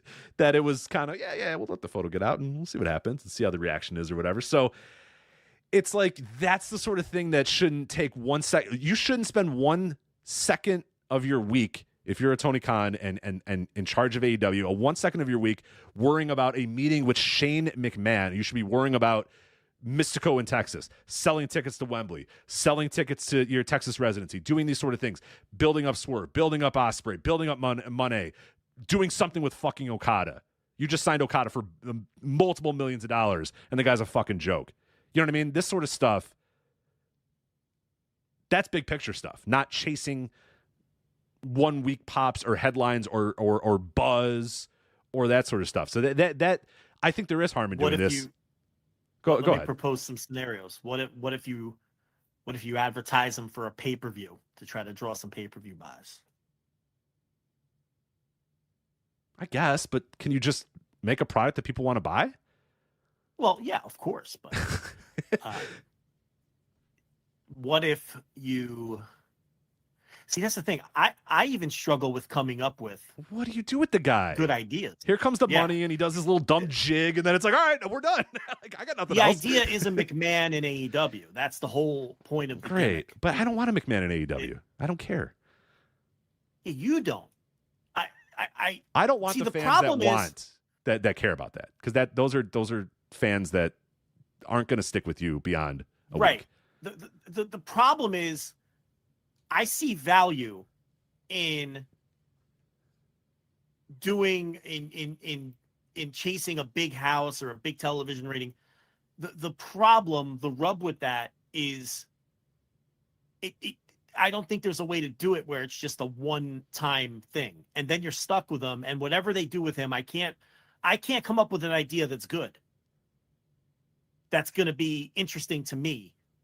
That's not going to be long-term counterproductive. That's the problem.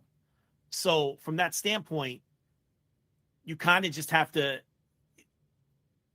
I guess, just not do anything. If they advertise them for a Dynamite, it would do a monster number, and that's got to be tempting. But all I'll say is just the same week they release just a bunch of Wear the Best Wrestle t-shirts, and we're also showing Shane McMahon and talking about possibilities moving forward. I'm sorry. Those things are in direct conflict with one another.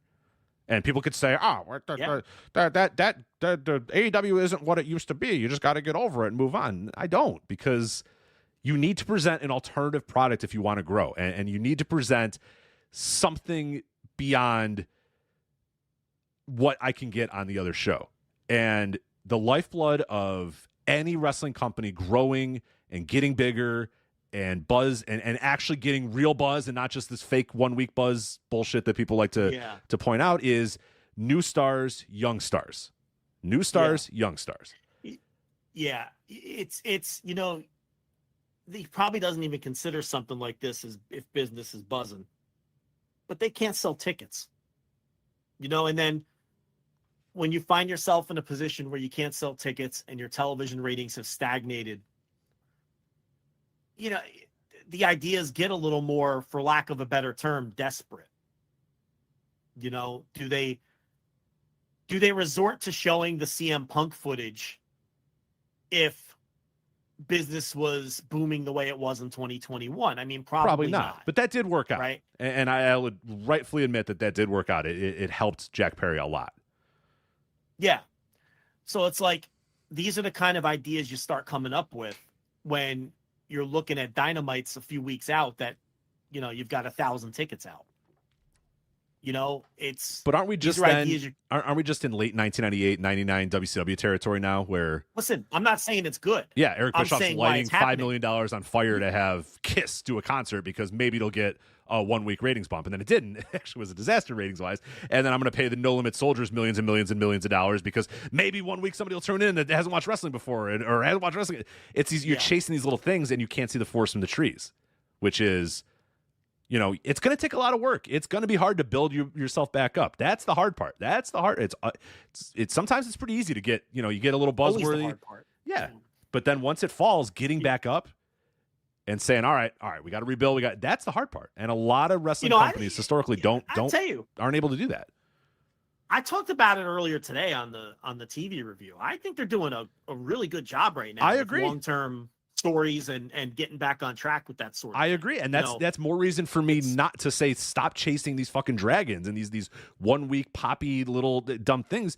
You got something good going here. You had to rebuild with a lot of younger guys, people that have never been exposed on TV, but Swerve and Ospreay, and I think this week Kyle Fletcher showed himself as a guy that now you can put into the top mix. Garcia, when he comes back, there's a lot of new, fresh, never fully exposed on television guys out there that it's going to take a little bit to get the audience to fully respond with them. But I think Mercedes is a lot better than she was when she started. She's finally finding her footing. I think the Camille, there's so much good going on, and that's what makes it so frustrating that people think that they have to resort to these, shocky little things like this that they don't. They really do not. It's just you're gonna have to eat shit for a little bit or a couple months.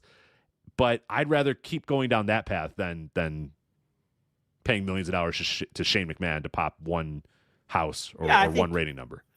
I think everybody agrees with that, but it explains why they explore things like this. Mm-hmm. Oh, for sure. But they're desperate. You're not. You said that word, and they kind of are. I mean, these are the maneuvers of a desperate company, and that to me is painful because I don't think they need to be as desperate as they are, but maybe they think they need to be as desperate as they are, and I don't agree with that. But it runs into counter to, because I really do think they're doing a lot of good things and they're telling a lot of good long-term stories. They're not rushing to Swerve and Hangman. They're letting that play out. That's a great example where if they wanted to just pop a number. Next week on Dynamite, you can do Swerve and Hangman, and it'd probably it'd be a huge match, it'd be a great match. It'd probably, hopefully, I guess pop a quarter hour. Yeah, it'd pop a quarter hour. You might sell 1,000 more tickets or whatever, but it's like, hold on a minute, just let it simmer, build it up, take your time, and it'll be that much more rewarding when you do it. Yeah, and they didn't, hot shot the title to Will Ospreay when there was a lot of thought that maybe that's something they should do. They've been patient with Swerve and just letting his title reign, settle in to establish him as a real top guy. And now he feels it. He feels like it too, man. This week on Dynamite, it's starting to work. Yeah, this week on Dynamite, I was like, that dude's a world champion, man. He came out with just, he's there with Bryan Danielson. You know what I mean? And he came out there. Yeah. I thought his promo was phenomenal, and his aura and the way he carried himself. I was like, yeah, that dude, he's becoming a believable top world champion. They had a plan with Tony Storm and Mariah May, and they just saw it through. The end point was Wembley for the match, and they booked backwards, and now we're there. They're starting to get back to booking their endpoints, yes, and then booking backwards from the endpoints and being patient and not tearing up plans and changing direction. And those were the fingerprints of the company when things were going well, right? And there's been injuries that have gotten in the way and a fucking global pandemic, and they faced a lot of things. And, but right now I feel like they're in a good groove from a booking standpoint. And, even the Garcia thing where they've set themselves up very nicely, if he resigns, if he doesn't resign, they did a write-off angle.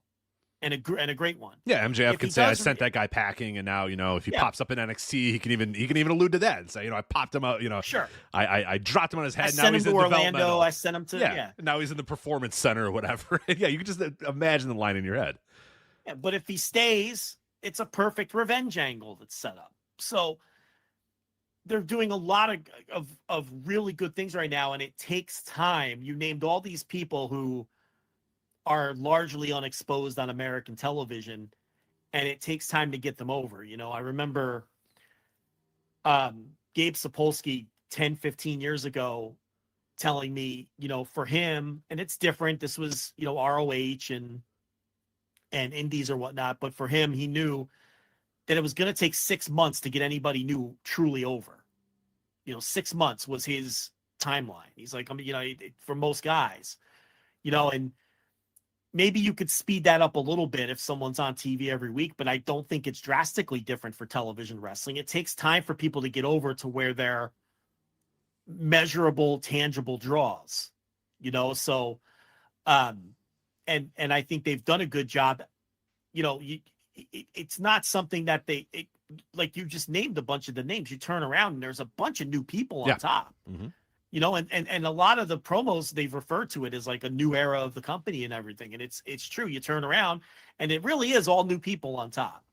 There was that one weird year with the MJF bullshit. And now there's this year with all new people on top. And that it's absolutely true.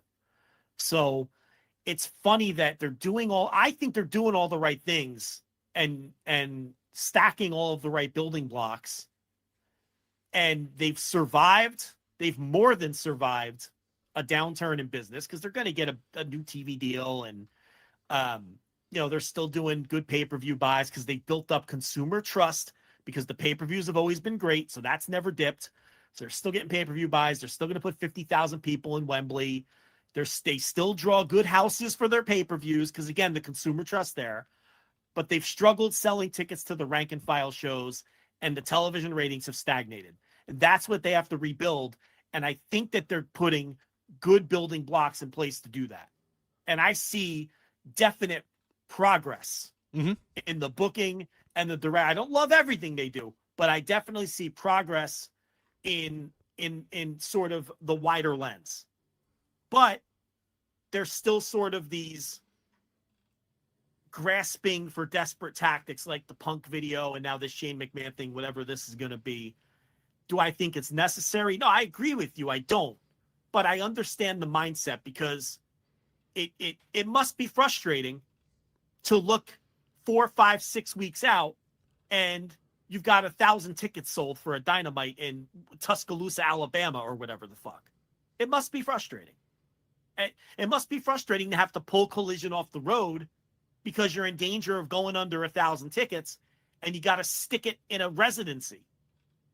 That's got to be frustrating. So, I understand too, sometimes where it's like, we need something to spark things a little faster. And, it's sometimes it's those shock ideas that capture your imagination and make you think that is going to provide the spark. But, as I said, I have no use for Shane McMahon. Okay.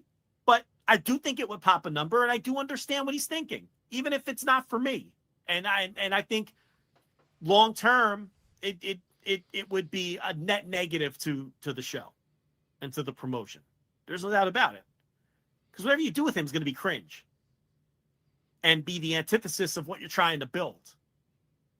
Now, I really think they would just take this "We're the Best Wrestle" and really hammer it home and really mean it. And put your foot on the gas all the way with that mindset instead of half-assing it. Because that's what they do. They half-ass it. They half-ass it. And really, it's never been a better time because I think WWE, in terms of in-ring, we talk about the last couple of years. We talk about Paul Levesque pay-per-views. We're about to get to another one here. Their pay-per-views fucking suck, and there's never any good matches. Their TV has atrocious wrestling as well, and that's starting to kind of gain a little bit of steam where people, your weekly Raw reviewers are really starting to say, why does every episode of Raw suck? Like, every episode of Raw has good promos and good video packages but the wrestling is just not there. And their fans don't care. I know, and but I'm saying though, the best thing you can do is say, hey, look. We're the best wrestler. If you like wrestling and you want bell to bell, boom. There's a place right here. If you go all in on it, dive into the deep end, and that be your ethos that we are we're the best wrestle. You got the t-shirts, you got the slogan, you got all that sort of stuff. There's never been a better time because you are we're the best wrestle. You are. You're speaking from truth. You're not lying about what you're saying. If you want great bell to bell pro wrestling, we are the show for you. We have it here. They are not going to give you that. They're going to serve you in many different ways. And it might work for you, but if that doesn't work for you, we're here with the complete opposite of what those guys are presenting to you. Great pay-per-views, great wrestling on TV, weekend shows with a lot of great wrestling too. Like, if that's your jam, we got it here. But you said they have to go all in. They can't half-ass it. I've been saying for years that, for a guy that models so much of his persona and is so much into HBO memes, where it's not TV, it's HBO, he should model his wrestling company like that. Make it a prestige fucking wrestling company. Absolutely make it feel like you're above sports entertainment. Yeah, right. This is the prestige. It's not sports entertainment. It's wrestling. I mean, you could even steal the slogan right from HBO and adjust it for your business. It's not sports entertainment. It's wrestling. It's where the best. It's not sports entertainment. It's where the best wrestle. There you go. There's your slogan. You put that on t-shirts. You have Excalibur say it 1,000 times, like Bischoff and Shivani constantly said where the big boys play, in the early days of Nitro, and you hammer that home. and you make it known. You're like, you're right. This isn't for you. This is not for you. This is a sophisticated product for sophisticated tastes. It's pro wrestling, and we're not ashamed to be pro wrestling. And we're going to lean all the way in on pro wrestling because that's not what the other guys are offering. You know, they're offering WrestleMania main events that are built around entrance pops, which works for their audience, obviously. Let them have that. Be something completely different that, you know, the rest of us aren't interested in. And let everybody compare you to them. It doesn't mean anything. You just have to do well. It doesn't, in the grand scheme, it does not matter how you're doing compared to them. No, don't let Eric Bischoff control any thoughts that you have in that building, you know. Or their fans or their bought and paid for media. It doesn't matter. It doesn't make a difference. Another great week of that, by the way, too. Hey, guys, this is Rich, obviously co-host of the Flagship Podcast here on the Voice Wrestling Podcast Network. We'll get right back to the Flagship. Before we do that, though, I do want to let you know that this particular episode of the Flagship Podcast is sponsored by our friends XBet. If you are passionate about sports and looking for a thrill, you need to check out the freshly redesigned XBet.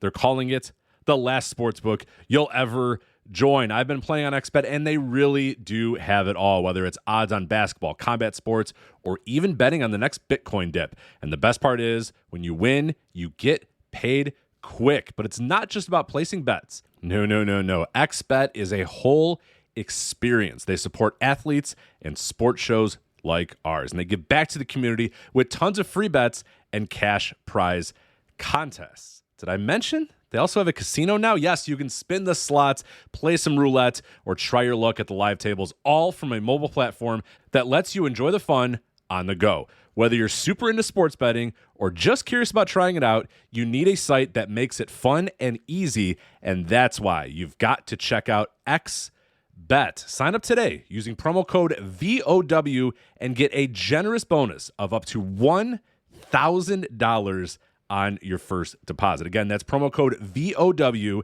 at XBet. X as in, DMX bet. And use that promo code VOW for a free cash bonus to kickstart your betting journey. There's great UFC cards on the high horizon. Baseball season's in full swing. Football's just about to come. There's never been a better time to play. Again, go to XBet. Use that promo code VOW. Get a generous bonus of up to $1,000 off your first deposit. Promo code VOW. Sign up today at xbet.ag. Make your next bet XBet. And now, back to the Flagship.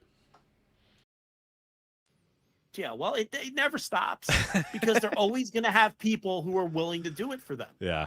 This week, if you didn't follow, we I think you posted it either earlier today or late yesterday. I think it was late yesterday, actually, the latest WWE PR thing. So if you're interested in that, you got it here where the headline is WWE's PR machine was at it again on Tuesday, getting ahead of Raw being down on Sci-Fi. So that is on the $10 tier over at flagshippatreon.com if you want yet another example of the WWE PR tactic, this time talking about how Raw beat the Olympics on TV, but it was the Olympics primetime on USA, not the Olympics on, NBC or any of the other 6 networks it was on. Specifically, it beat the Olympics primetime on USA. So they had everybody tweet that out, and a bunch of people, as you always say, dutifully did it. It was to set the narrative that Raw did great against the Olympics, and to create headlines, for lack of a better term, that they in fact beat the Olympics, right? And if you're wondering, if you're one of these people that always says, why does WWE do this? What's the point? It's such small potatoes to have these nobody accounts tweet this stuff out. I would implore you, what I would ask you to do is go look at Dave Meltzer's replies, go look at Raj Giri's replies to the Dynamite ratings information today. And, and both of them chalking up a lot of that to the fact that Dynamite was going up against the Olympics. And all of the replies were saying, why is that an excuse? Raw did great against the Olympics. Mm-hmm. Okay, well, here's the thing. And here's why that propaganda works. Okay. Raw was down 21% on Monday against the Olympics on the move to Sci-Fi. Dynamite was down 23%. Virtually the same. But what's the narrative? What's the common perception? Dynamite's dying. Dynamite got destroyed by the Olympics. Raw did great against the Olympics. Raw beat the Olympics. Raw beat the Olympics. On USA. One was down 21%. One was down 23%. That's why they do it. That's why they do it. Okay? It's to get ahead of stories. It's to set narratives. And it's to, it's so they got all of these people to tweet how great they did and how they beat the Olympics before the real rating stories came out and people saw Raw down 21%. Raw did 1.4 million viewers when last time they were on Sci-Fi, they did 1.6 million viewers. It got ahead of what would have been perceived. And by the way, I think Raw did pretty well on Monday. I was going to say what's so lame about it is they did okay to moving to Sci-Fi, moving to a different channel against the Olympics. They did okay, but that's how they're so desperate and clinging to get ahead of the story. To get ahead of a story that they couldn't just own. Hey, we did pretty damn good against the Olympics. It was, we beat the Olympics. It's the classic, WWE bravado. We beat the Olympics on USA. But it works because there's people. The headlines were WWE Raw beats the Olympics. And then later in the tweet, you find out it beat the Olympics on USA. And if you don't know what that is, you might think, wow, that's a pretty big deal. The Olympics are a big deal, not knowing, we know.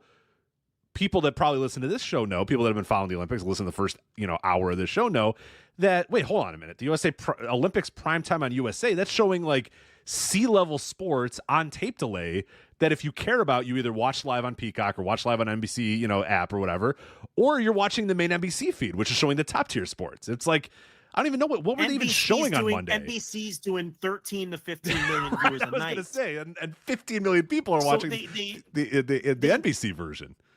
So they intentionally frame it against USA. Yeah. But the people that they're feeding this to, they aren't any smarter. So they'll go, "Oh, Raw beats the Olympics." Whoa. Because they're idiots too, and they're spreading their message to other idiots. But it works. It works. Because now both shows in total viewership were essentially down the same percentage, but the perception today is Raw did great against the Olympics and Dynamite is dying. And Dynamite is dying. Mission accomplished. It works. This is why they do it. Okay? Because, again, it doesn't need to be gigantic accounts with millions of followers. It can be anyone they can get to do it because it just spread. You have TikToks and YouTube videos and the tweets get retweeted and everybody, that's how it spreads like wildfire. So there you go. Yeah. So I did, listen, every time this happens, I'm going to crack my knuckles. I'm going to be the Grand Theft Auto meme. Ah, shit, here we go again. And I'm going to crack my knuckles and write it. Not because I'm preaching to the choir. Our listeners are media literate and media savvy. They know this. I've been pounding this home. But because I just feel like as long as WWE is doing this and there's media that will participate, Ryan O'Hara from Yahoo Sports, PWP Nation, Steve Fall, Alfred Konuwa, Ryan Sungalia from Ring Magazine, Jim Varsalone, who absolutely knows better, from the Miami Herald, and other low-level people. It's as long as there's participants, and as long as WWE is doing it, I am going to continue pointing it out for the benefit of the few people who might not understand the game that's being played. All we can do is continue spreading awareness of how WWE PR operates and why the people who are participating either are ignorant and that's giving them the benefit of the doubt, or are willing participants and lack the training or the ethics to know that they shouldn't be spreading this information unattributed. Because once again, none of it was attributed to the source, which is WWE. Not a single person sourced them as the source or said, hey, WWE passed this along, which then immediately everyone could go, oh, okay. Now the messaging is framed a certain way. Now we know why the messaging is being framed a certain, but none of them do that. Some because they dislike that AEW exists. Some because they're lifelong WWE fans. Some because they're just rank amateurs and they don't have any ethics or standards. And some because they're just, ignorant and they don't know any better. And they it's just a tweet to them. And that some of them just genuinely get played and they live and they learn.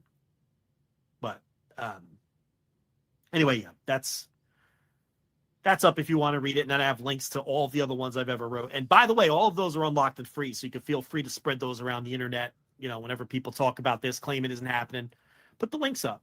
I've got them unlocked now. So you could go share that stuff. Absolutely. That's available at flagshippatreon.com. And speaking of flagshippatreon.com, we will be live this Saturday immediately following SummerSlam for Instant Reaction Live for SummerSlam. We don't do every single WWE pay-per-view, but SummerSlam is definitely one that warrants it. So Instant Reaction Live for SummerSlam coming up this Saturday night. That is going to be available on the $10 tier. So if you want to get up on there, that is a good time to do it. Hey, we just talked about that article. You can go read that article and you can subscribe right now. Make sure you don't miss a second of Instant Reaction Live for SummerSlam coming up this Saturday. So let's do this. We're locked in. We have a 3-hour pre-show, which, another yet again, if we need to preface the why does WWE doesn't care about AEW? Why would they care about AEW? They have now extended their pre-show to 3 hours to ensure that it overlaps with Collision. Yeah. They're adding another hour of their mundane, stupid pre-show just in case anybody was thinking about watching Collision at 4 p.m. or 5 p.m. Eastern, whatever the hell Collision is on this Saturday. It's going to get murdered. Collision's already going to get murdered because it's the fucking Olympics. It's on in the afternoon, and it's the day of a WWE pay-per-view. It was already going to get murdered, but they decided, fuck them. Let's do a 3-hour pre-show now. Why did they move Collision? I still don't know. What am I missing? I guess to avoid the SummerSlam. To avoid SummerSlam? Yeah. I thought there might have been another reason, but I guess not. I think unless there's, I can't imagine another reason. I don't know what else is going on TNT what's going on the Warner networks on Saturday night without an NBA or NHL. There's nothing. Yeah. No, I think they were just trying to avoid SummerSlam, and they said, okay, well, how about we make our pre-show an hour longer? And there will be a couple of people that are instead going to watch, Booker T, Jerry Lawler, random blonde woman, and The Miz or whoever talk about Big E, WWE the bumps, Matt Camp probably be on there. Sam Roberts, right? We got to update it to Sam Roberts too. I'm fairly confident Sam Roberts has no good opinions about wrestling, but he really doesn't. No, he definitely doesn't. I don't think there'll be a culpa for Sam Roberts is coming anytime soon. So, we'll be all locked into all 3 hours of the pre-show. We'll cover it, of course, on Instant Reaction Live. Don't expect that. So that 3-hour pre-show, are they going to have matches on that? No, of course not. Okay, so see, to me, I don't count that as part of the show. No, I won't watch a second of it. When we talk about Death Before Dishonor, they had matches on that pre-show, and as a result, it was a 5-hour show. Yes, which is utterly ridiculous. Maybe I should save that till when we review the show. Yeah. But so if there's no matches on the pre-show, see, once a promotion tells me there's matches on the pre-show, then you're telling me as a fan of a promotion that you want me to watch, right? And if I'm a big fan of WWE, or if I'm a big fan of Ring of Honor and there's matches on the pre-show, I'm going to want to watch. That means you're asking for my attention now for 3 extra hours, or in the case of Death Before Dishonor, an extra hour. And to me, that gives me the right as a critic to say the show is too fucking long and that counts as part of the show. Okay? Because you're telling me there's matches, you're asking me to watch, that counts as part of the show. You can't say, it's the pre-show, it doesn't count. No, if there's matches, to me, it counts. Now, if there's no matches, I don't count it. Right. That doesn't count then. Because you're not telling me, that I need to watch. If there's no matches, if you're not saying you're going to do a big interview or an angle or something, then that's different. So if there's no matches on this 3-hour pre-show, then I'm not going to count it as part of the show. So yeah, we will not be watching the pre-show. I don't need vapid takes from Big E and Booker T and Sam Roberts or whatever. So let's get into the main show itself. a big one here. It's Big Egg here. All Japan Women here. We have 1, 2, 3, 4, 5, 6, 7 matches on this Paul Levesque pay-per-view. All singles matches, this is like the big. This is like the big event in Toronto in 1986. They're just loading it up, huh? Yeah, exactly. Fucking This is matches. Starcade. Yeah, this is classic 80 Dusty Rhodes era Starcades. Yeah, this is AWA Super Clash. I mean, this thing is loaded with matches. All singles matches though, so don't worry. Not too many buckets. Yeah, you know what I love about it? There's no fucking 3-ways. No. There's no 6-ways. There's no. It's fucking 7 singles matches. Yeah, this is like, thank you. It's happened to me Levesque. and the I always the believed TK. in you, Paul yes, Levesque. yeah. Paul Levesque always had he always had our best interest in mind. I'm Right. sure the TKO finance team also enjoying the all singles matches, just 7 singles matches. 7 matches, but only 14 people. But 15 if Not you a lot throw of in buckets. Seth. Not a lot of buckets. Not a lot of buckets getting filled. Not a lot of buckets. Even with 7 matches, there's only 15 people booked. Yeah. Right. So it's like, all right, and whoever runs in on the Cody solo match. Right. So 15 people announced. Is that fair? There's That's fair. 15 people announced for the show, even though there's 7 matches, which makes you raise your eyebrow. Is this why there's no tag team matches, 4-way matches, Yeah. 6-way matches, no ladder match, no fucking 3-way tag? I'm telling you right now, they don't want to fill those fucking buckets. That is without question one of the motivations for these fucking tiny pay-per-view cards. But In this case, I'm cool with it. Sounds good to me. All right. So we have, I'll start out with this one because I think to me, this is the main event. To me, I know it's probably not going to be. I'm assuming Cody and Solo is going to be the main event, but this is the match I'm looking forward to the most. CM Punk in his return to the ring versus Drew McIntyre with Seth freaking Rollins as your special guest referee. well, I don't think you're wrong. I think most people see this as the real main event, right? Yeah. I mean, it feels like a hotter match than Cody versus Solo. Let's lump them together. The weird thing about Solo in a time where it's never been easier to be over with their fan base, I think Jacob Fatu has just taken all of the shine off of Solo. I think their fans even see that Jacob Fatu is a superior version of a guy they're doing the same gimmick. They're doing the fucking, they're in the same faction is what I'm trying to get at here. And they see that one guy is way better than the other. So it's like, even their own fans see that Jacob Fatu's the real deal and Solo kind of stinks. And that's weird because everyone's over with their fan base. Yeah. Joe Hendry shows up and they think he's fucking great. Ethan Page shows up and they think, the most Lexus average King, jag of all time. Brian Pillman Jr. They tried to talk themselves into Brian Pillman Jr. for a little while. Yeah. They kind of got off of that one. That one they get off pretty quickly, but they tried. But, They tried. Yeah, the idea is exactly. So it's really weird. And the other thing that's hurting that match is I think everyone is anticipating Roman Reigns coming back or getting involved to the point where now if he doesn't, they might turn on that shit. You know what I mean? Like they've almost, without even intentionally doing so. Well, I mean, they keep. They're intentionally doing it. I mean, it is intentional. Yeah, they're welcoming. I'm off base on We that. want Yeah, Roman. They're welcoming the tension of this match is not going to matter until Roman comes out and Roman does something, or Roman gets involved in some way. Now, Cody's title run has not been great, and it's weird that they're kind of using him to get to Solo Roman. He's a backdrop, right? He's a backdrop. He's a in the story. backdrop. Yeah, He that is was a my hot take backdrop in in this this thing match. is that where we are from where WrestleMania was, where it was Cody has finally done it. He's finally reached the mountaintop. All this sort of. He is 100% a backdrop to Roman's going to come back, and how is that going to affect the bloodline? And Cody is just along for the ride.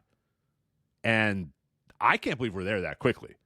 But I don't think they have. To me, it's pretty startling. You watch their TV, and yeah, Cody is still super over and all that sort of stuff. But in the actual story of the promotion and the company, he is a backdrop to the bloodline. Solo is taking over. Roman's going to come back. What is Roman going to do with Solo? Yeah, that's the main story. absolutely. And Cody is the champion that's involved in that story, kind of, sort of. Yeah, that's just it's that match isn't like the Punk McIntyre match feels like the main event of the show and the hottest issue on the show because the Cody match we're waiting around for a guy who's not even officially booked for the show. and it's more about fans aren't going to care about the Cody Rhodes Solo Sikoa match. They're going to be waiting around to see if Roman shows up, and they're going to turn on it if he doesn't. That's the problem with the Bloodline. It's fans waiting around for the next step in the story rather than being invested in the matches themselves. So that's one issue with it. Punk McIntyre, I mean, they've done a great job building that while CM Punk has been injured. You shoehorn Seth Rollins into it. Now we have to talk about Raw, where it was designed, the entire promo was designed for the fans to chant CM Punk after Drew had to say what he had to say. And there's this long pause, maybe 20 seconds, which felt like 20 minutes. It felt like 20 minutes, man. And the fans didn't do it. So you could see Punk thinking. You see Punk thinking, and then he's like, oh, I know how I'll get him to do it. I'll tell them to do it, right? You could see the wheels turning in his head. He's like, they're not playing along. So he goes, I was gone for 7 years, and all of these people would chant my name, CM Punk. And then he's got this shit-eating grin on his face because he's like, I've worked the marks again. And then they still didn't fucking like do 15 it. people They go, still CM Punk. didn't fucking do it. CM Punk. You had like which 7 is more guys. pathetic than no one doing it. Yeah, That's even worse. I agree. Because And you he- had 0 and he- people do it the first time. For people that have not seen the segment, go look at it. They probably outdated it on YouTube. I actually haven't watched the YouTube clip. I wonder if they did. I'll actually have to go check that out if they actually added sweetened it up. They sweetened it up or whatever. Because in real time, he goes like, I forget what he said, but it was like da da da da da da da, and then he pauses, Yeah. and the crowd's That's just exactly like, what he said. He said, when I was gone for 7 years. well, no, I meant these the first people time when chanted nobody my name. chanted. I forget what when he. Drew, that was Drew said something. Yeah, Drew says, and then like Punk's holding the mic, and then there's nothing, and then it's just like He's waiting for it. and you It hear the doesn't come. murmur of the crowd going, Yeah. And they're not giving him what he and wants. Drew's looking, and Punk's looking, and then Punk looks at the crowd. He looks at Drew, and he looks at the crowd. He looks at Drew, and then he does the when I was gone for 7 years thing, and then like you said, then like 10 people go, CM Punk. CM Punk. It's just like, And then he just had and then he has this look on his face like, man, I am eating shit. yeah, I am not great. eating shit. What a fucking bomb. And this speaks. Not the first, second, third, fifth. This to me, It happens every time. speaks to something that you said when he came back. A lot of these new fans don't know who the fuck this guy No, is. they don't. They don't know who he is, or if they know who he is, they don't give a shit about him. But I think they don't know who he is more than anything. A lot of them don't know who he is, and a lot of them might vaguely like know the name, but they don't have any emotional attachment to him whatsoever because they weren't fans when he was around. He's just the guy from AEW, right? And it's not the same fan base, And the other thing hurting Punk is he's not mad at anything right now. And that's the entire motivation and point of his character. CM Punk needs to be raging against some machine, right? Whether it's his first run in WWE where the whole idea was, well, they're never going to push me because Vince and his idiot son-in-law don't like me, right? That was his internal motivation for his promos and everything. And then he goes away for 7 years and comes back to AEW. And once again, it was, oh, well, this is the place to be, and that other place is fucking bullshit. He doesn't have a gripe. What's his gripe? And that hurts his whole that hurts his persona when he doesn't have a gripe. He's out there smiling and screwing over Drew McIntyre for the title, but he's not mad at anything. Right? He's not CM mad at Punk anything, needs and he to also be mad at something. He needs to be mad at something, and he also needs an audience. And right now, he has no audience.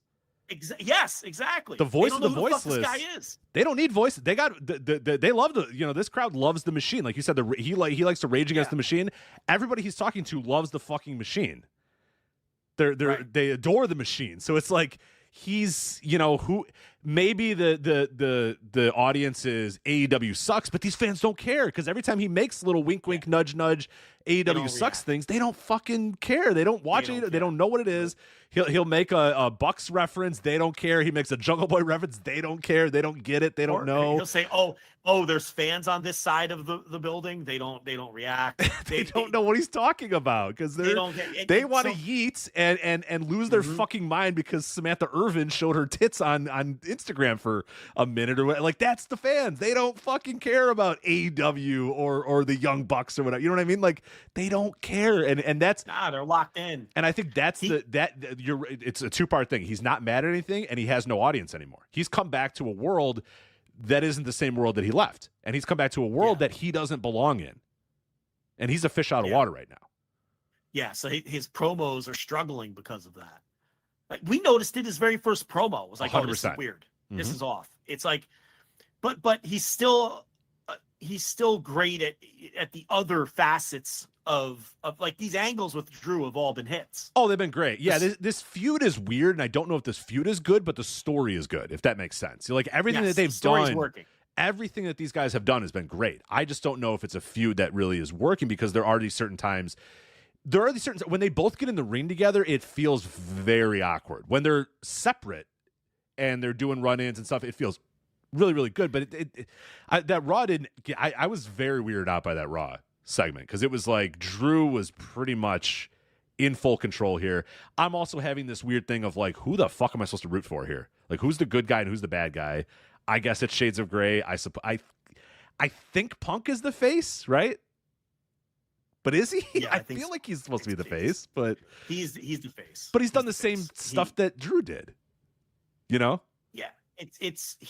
But he's positioned as the face. Yeah. No, I agree, but I think that it's a big problem because, like you said, these fans like the company, so there's no fans, and he knows that because of that he can't because the fans have a good relationship with the promotion now. It'll heal him if he turns on the company and starts cutting promos on the company. So he's trying to cut promos on the other company, but like you said, they don't care about the other company. Right. So none of this works for him right now, you know, and the thing about these people used to chant my name. They stopped chanting CM Punk. They did a long time ago when they started to like the company again. It's because what did we say for years? The CM Punk chant had nothing to do with CM Punk and everything to do with whatever you're giving us right now we don't like. It was a call to Vince McMahon and Gorilla saying, what you're presenting fucking sucks. What you're doing this sucks. That's what the CM Punk chant was. This show stinks. This match stinks. This segment stinks. The CM Punk chant was a stand-in for, we don't like what you're giving us.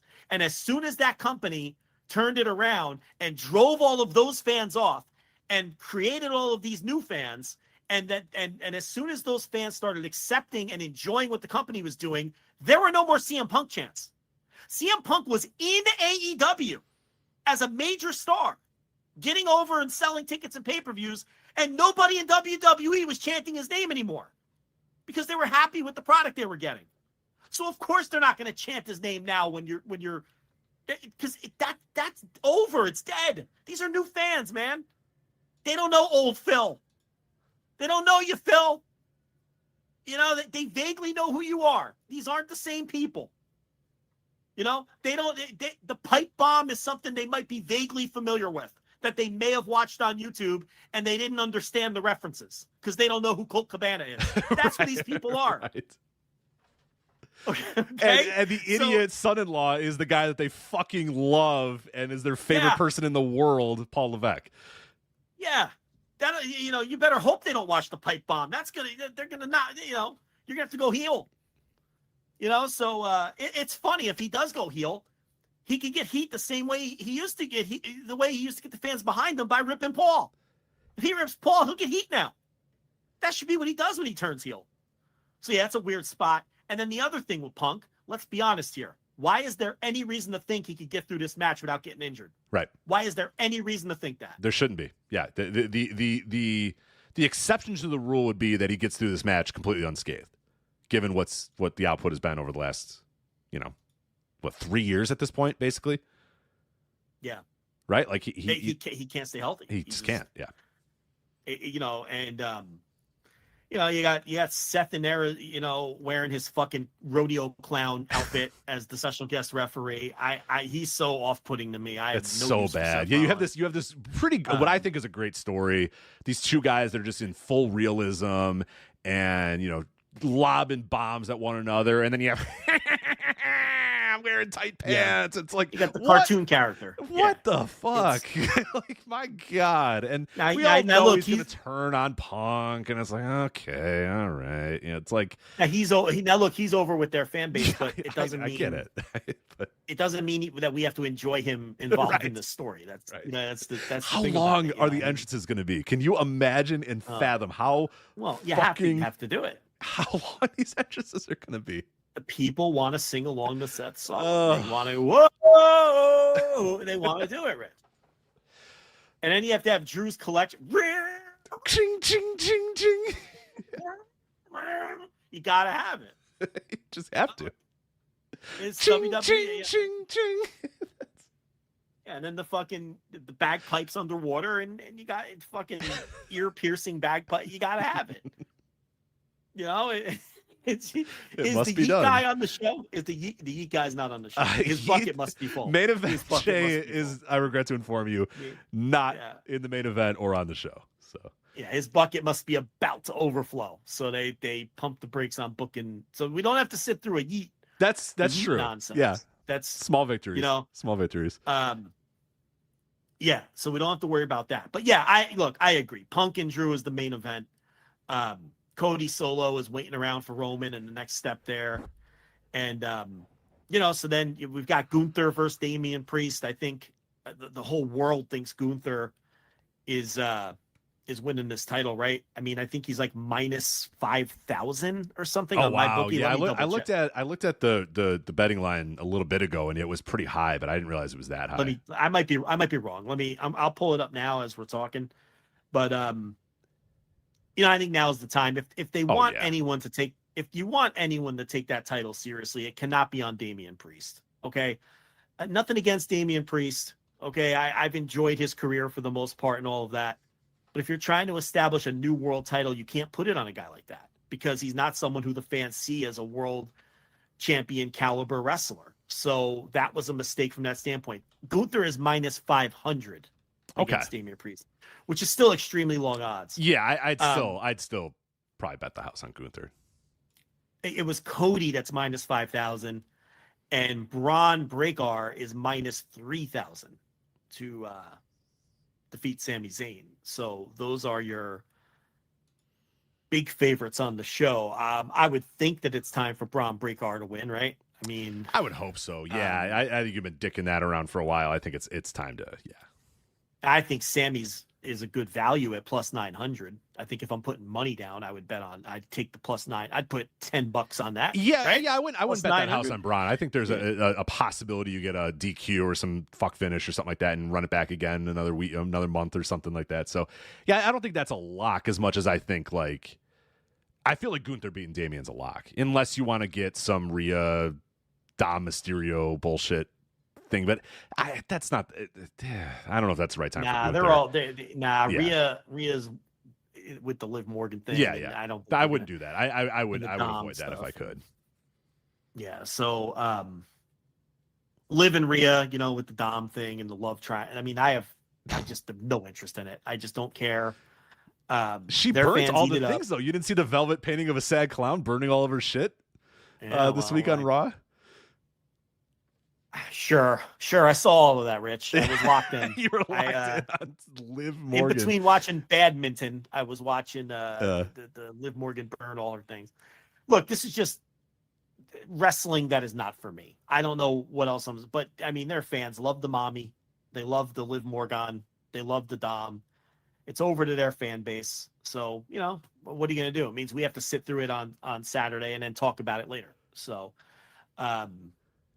Logan Paul versus L.A. Knight. Did L.A. Knight hit the glass ceiling? Is that what's happened? Like he's never getting over the top. No, right? that's Just like we kinda that's predicted. it. It's over. This is it for him. It's all downhill. From here. Joe Hendry is the new flavor, the half, the flavor of the 6 months or whatever. But yeah, we always said once that bell rings on guy, it's just like, oh right, he's Eli Drake. We know what the game is. We've seen this guy, right? For 8 years wrestling in major American wrestling promotions. We kind of know the score here with LA Knight. So yeah, I think he's in the glass ceiling, and Logan Paul I mean, it's crazy. Like Logan Paul has like 15 matches in his life, and we need him to carry the match against the guy that's been doing it 20 years. Yeah, it feels like an absolute waste of Logan Paul too. Who you have him for a major pay-per-view in Ohio, which I believe isn't he from Ohio? I have no idea. I think he's from Ohio. It seems like a bit of a waste. He is from Westlake, Ohio. I don't know where that is, but I think that's probably right somewhere near. I forgot to mention The Miz is the host of SummerSlam. Did you have any thoughts on The Miz being the host of the WWE SummerSlam PLE presented by Wingstop? Will he have the notes written on his wristpad? Got to be old school to know that one. That's a good one. Oh my God. I can't. I love that we're going to get the I'm a former WWE champion. You know what I mean? I beat The Rock to be at WrestleMania, and now I'm the host of SummerSlam. Yeah. How about God? What odds? Damn it! Fuck. What if I give you odds on will he be wearing a Browns jersey? Ooh, you think he's gonna go with the easiest? The NFL. We'll get the Hall of Fame game tonight. Mm-hmm. So preseason is underway. All right. It's in Cleveland. He's a big Browns fan. We all know that. Big fantasy football aficionado. Will he be wearing a Browns jersey at some point on this show? I would put the odds at -200. I think he's going to be wearing a Browns jersey. So would a Browns jersey count if he's wearing like his robe, but it's in like Browns colors? Or you're saying he's got to come out there with Browns jersey? Now the Browns jersey, it could be number 00 with the Miz on the back. Okay, but it's got to be an official NFL Browns. It can't jersey, be NFL logo on the collar. It can't be the Miz robe with the Browns helmet on the back or whatever. It's got to be okay. A Browns football jersey, NFL authentic jersey. Now it could be Ernest Biner. It could be Bernie Kosar. That would be cool. It could be Jim Brown. That'd be cool as fuck if he came out to a Bernie Kosar. It could be Webster Slaughter. It could be Webster Slaughter. It could be Ozzie Newsome. It could be, Clay Matthews. It could be, maybe I can name someone within the last 30 years here. Give me one guy in the last 30 years. Maybe Myles Garrett. You could give me a Myles Garrett. It could be Johnny Manziel. Okay, but it could be the Miz. I don't care whose name is on the back of the jersey, but it has to be a Cleveland Browns jersey. I say I would put that at -200. I will take your action if you want to play the other side. I think so. Yeah, I think he's going to come out to his robe with like in Browns colors, but I don't think they would be bold enough to have him come out in a Tim Couch jersey or whatever. They definitely not Tim Couch. I don't think it'd be a Tim Couch jersey. He's not coming out in a Tim Couch jersey. Here's some prop bets. Will Roman Reigns appear in the ring? Yes is at -400. No is +250. In the ring. Yeah, he's going to get in the ring for sure, right? Or Jake Paul. Oh, in the ring is an interesting one because you might in the ring because you might just have him come down and then spear Solo through the barricade and go, you know what I mean, and then leave. Yeah. So that's possible. So that's an interesting bet there. Right. That's an interesting bet. It's a tricky bet. It's a tricky one. That I don't know. Ooh, I don't know if I'd take that one. Will Jake Paul appear at the event? -200 for no, +150 for yes. Given the events of today with his brother, maybe not. Maybe they're gonna temper the Pauls a little bit. I'm gonna go with a no. Maybe what's the I show speed or whatever the fucking guy that always comes out is. No, didn't he just get in trouble too? Well. Nevertheless, I don't know. Some other streamer guy that. Let me ask my 7-year-old. He's canceled. Yeah, name a streamer guy that's not canceled. He'll come out. I don't know. Well, one of the accomplices of Mr. Beast is in trouble now or something. My God, hard out here for the streamers. Yeah, lots of drama in the streamer world. How many Crossroads by Cody Rhodes? Over 2.5 is -175. Under 2.5 is +130. Ooh, I might take the under on that. I might too. I don't know if this is a Crossroads heavy match. I don't think so either. Because they want to protect Solo, so he's not going to eat a bunch of Crossroads. Well, protecting him could have him kicking out of him. That's true. Will Cody Rhodes bleed in his SummerSlam match? Yes is +150. No is -200. No. Will the Wyatt Six appear at SummerSlam? No, they're not Yes. going to fill that bucket. Are you kidding? That's so many more buckets.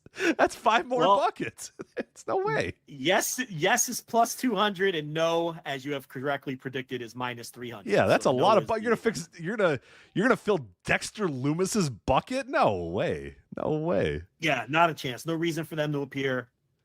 That's why no is favored for sure. But anyway, that's we didn't talk about Nia Jax and It's Bailey. Yeah. I know you're dying to get my thoughts. I have all these notes. And now great. Yeah, nobody cares. Great. Bad. It's gonna be bad, and I don't care. It's gonna be bad. It's gonna be bad, and people are gonna say it's good because Nia Jax is apparently, she's fucking Aja Kong now. Yeah, when did we do that? When did that happen? When did that happen? I don't know. Well, look, there's a certain segment of thinking man's wrestling fan where any big plotting wrestler that does big plotting things automatically means that they're working smart and that it's good. So you've got it from that corner of the world. And then you've got it from the hardcore WWE fans where just everybody cooks, right? So you've got two very different pockets of fans both saying it. So you're getting it from a couple different angles.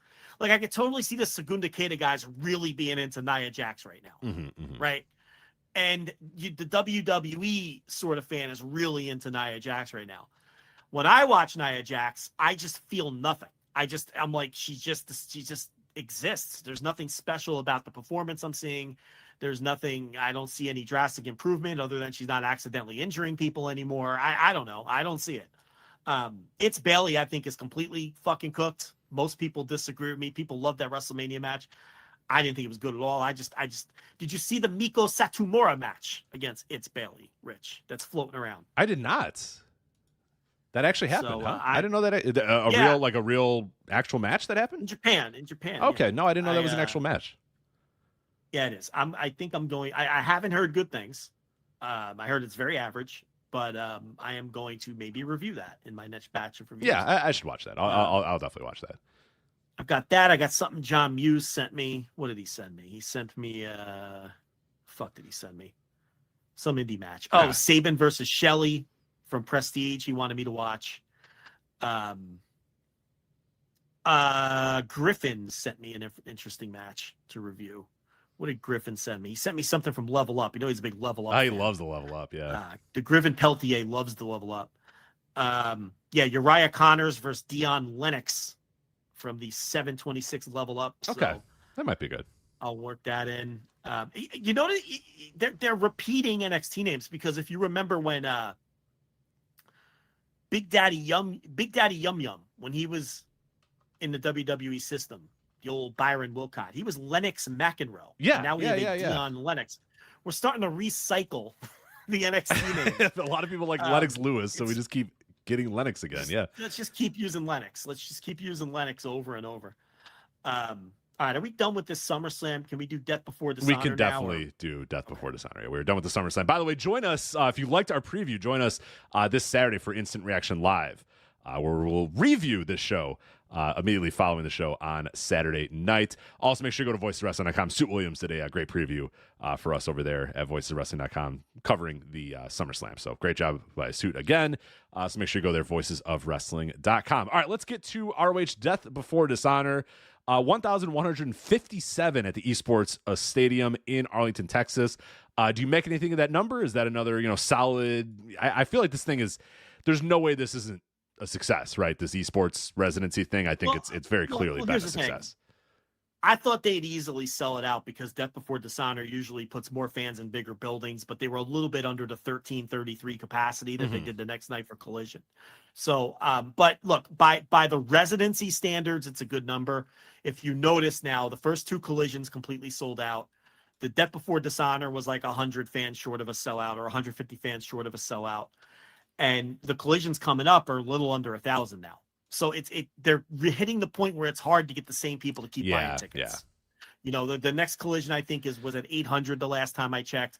It's probably getting hard to justify that you can like, hey honey, I'm going to keep going back wrestling again. It's like, okay, hold on a minute. And what's going to screw up our ticket counts to see if they hit that break even number is for the ROH tapings at Death Before Dishonor, they were offering anybody there free tickets to the ROH taping. And the ROH tapings are also $20 general admission. So it's going to be really hard both to count how many people are at the ROH tapings and also know how many paid. So that's kind of going to get in the way of what we're trying to do, what Brandon's trying to do, what WrestleTix is trying to do as we try to sort out and really follow how many tickets that they're selling for this residency. So from that standpoint, with the ROH tapings, it gets a little tricky. But the long story short, by the standards of the residency, the Death Before Dishonor is going to do one of the probably the third biggest number that they do. I don't know that they're going to sell out any of the other shows moving forward. I'd be surprised if they did, unless they really stack up one of the collisions.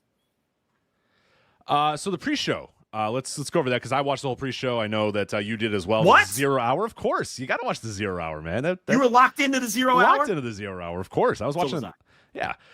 You start with MXM Collection, Mansoor and Mason Madden making their Ring of Honor debut against Angelico and Serpentico, and I thought this was pretty good. I thought these guys, I like this gimmick. I know you talked about it on, I think it was your Flagship Plus this week that you did for us over at flagshippatreon.com a little bit about when they wrestled FTR. Yeah, about how their gimmick is, and I 100% agree with you. Their gimmick is just enough that it's unique, but not too over the top that it's like eye-rolly. You know what I mean? It's just enough that you're like, yeah, wrestling should be a little over the top. And yeah, these guys are a little over the top, but it's not like, it's not impossible. You don't suspend your disbelief with these guys. You don't think, oh my God, these guys are complete goofballs.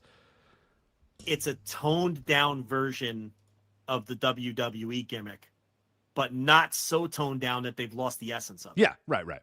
And they're really good at it. They really nail it. They're really good. They have it refined.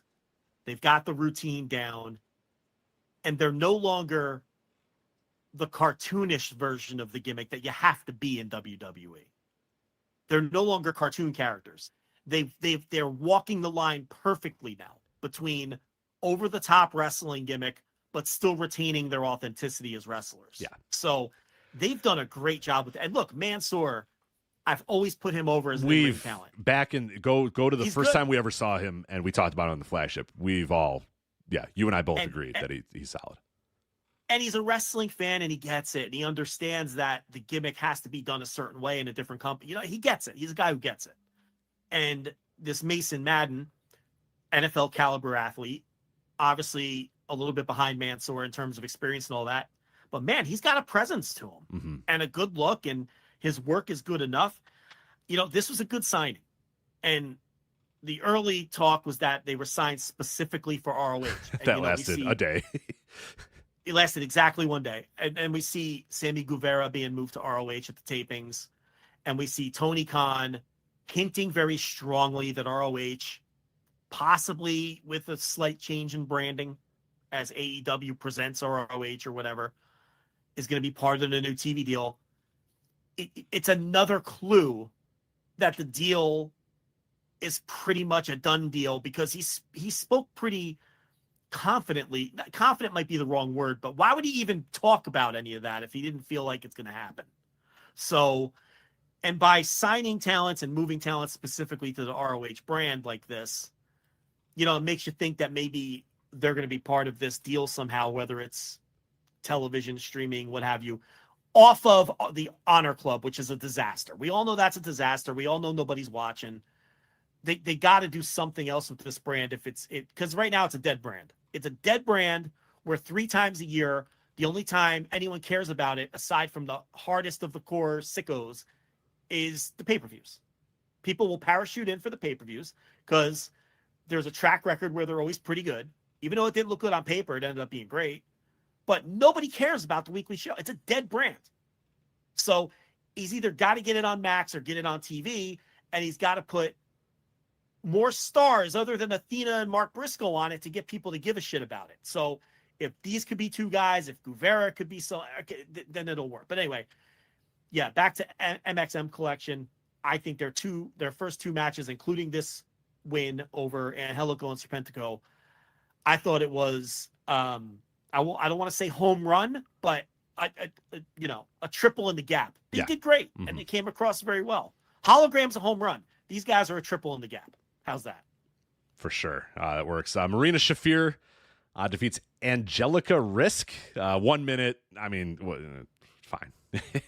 I'm going to be honest. I fast forwarded to get to the next match and didn't even realize this happened. And went right over it. I'm looking at it now and I'm like, I didn't see this. Here's my question. Did she take off those disgusting socks and throw them in the crowd again? That repulses me. All right. Well, now hold on a minute. Did this thing actually air? Because I don't have any notes on this either. I definitely didn't see it. I didn't see it. It aired, but it had to have aired. I have no notes. I watched after the fact, and I was to save time because the show was Rich. This is a fact. I started watching this show in the daytime, okay, when the sun was up, and when I was done with this show, with fast forwarding between the matches, it was the next day. It was like 12:03. That's how long this fucking show was. The sun was up when I started, and it ended the next day. 5 hours for an ROH pay-per-view? Come on, man. Come on.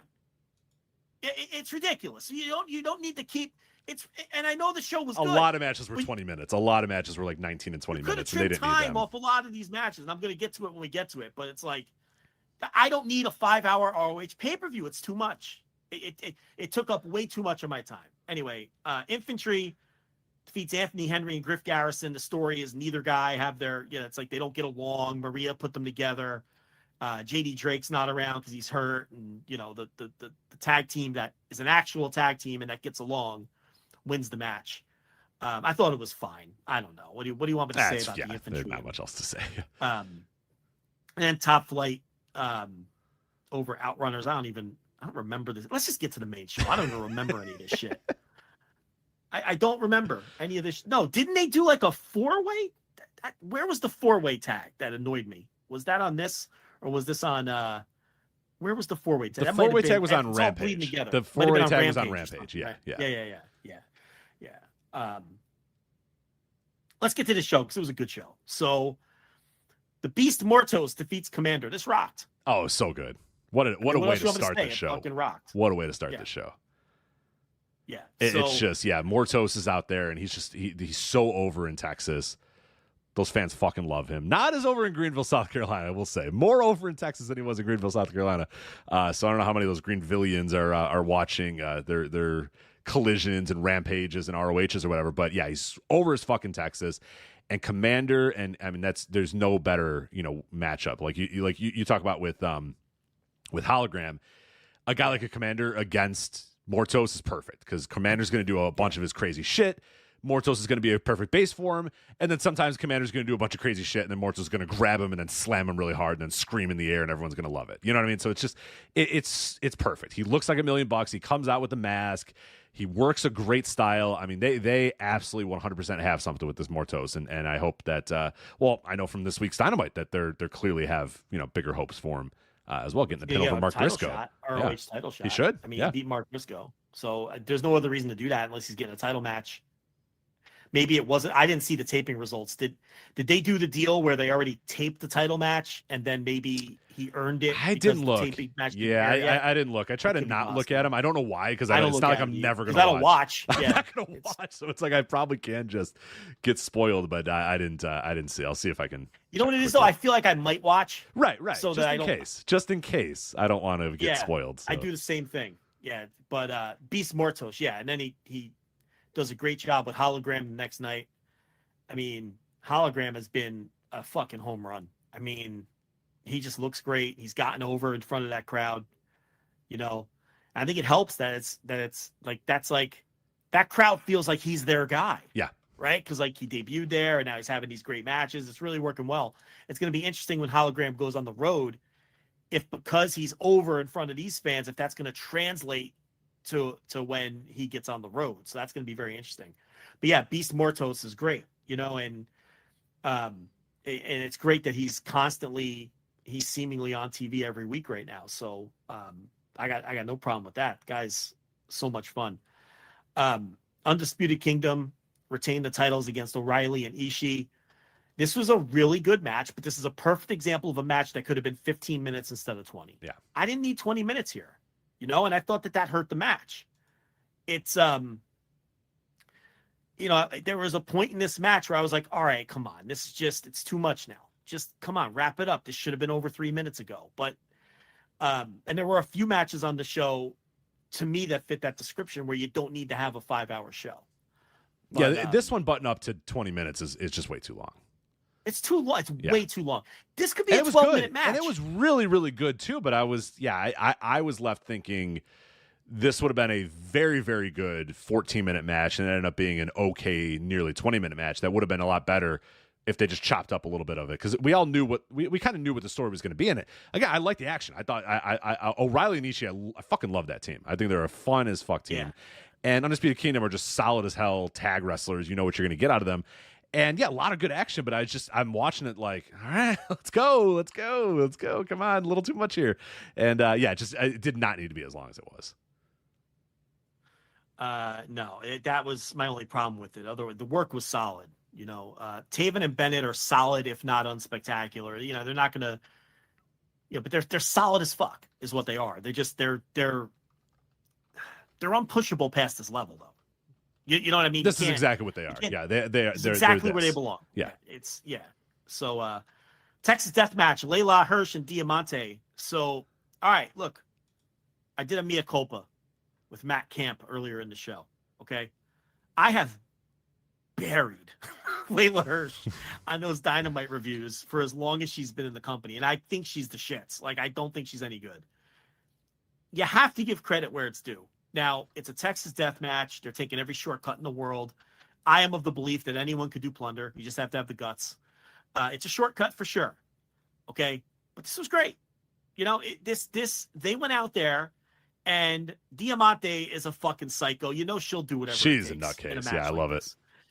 And Layla Hirsch, this was such a nice change from this, I'm this super grappler who everything I do looks sloppy as fuck and minor league, to this where she's out of her element in a Texas death match. And this was, without question, not even close, nothing in the same universe, the best match I've ever seen Layla Hirsch have, and that I'll ever probably see her have. So I have to give credit where it's due. This worked. This was an awesome match.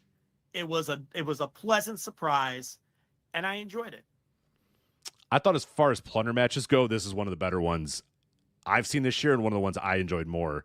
Because I'm thinking, here we go. It's another fucking plunder match or whatever.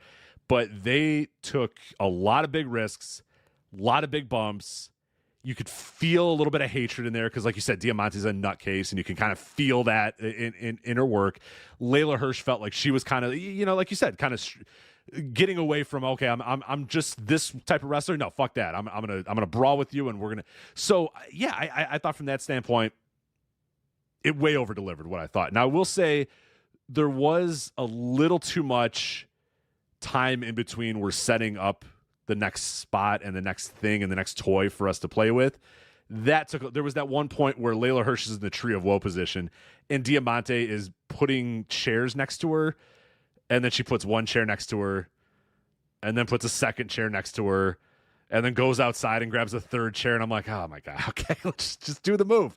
And at one point the chair falls, and Layla Hirsch picks it up or whatever. And then Diamante does, like, I forget, she did like a sliding tackle or a drop kick or whatever. And it ended up looking good. But there was a few spots where it was like, okay, you're taking a little too long to set up the plunder. And that's kind of taking me out of this match a little bit. But with that said, I thought this was way over delivered. And I'll be honest, I think this is my favorite match of the entire night.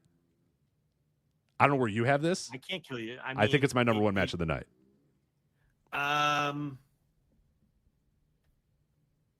It's not mine, but it's close to the top.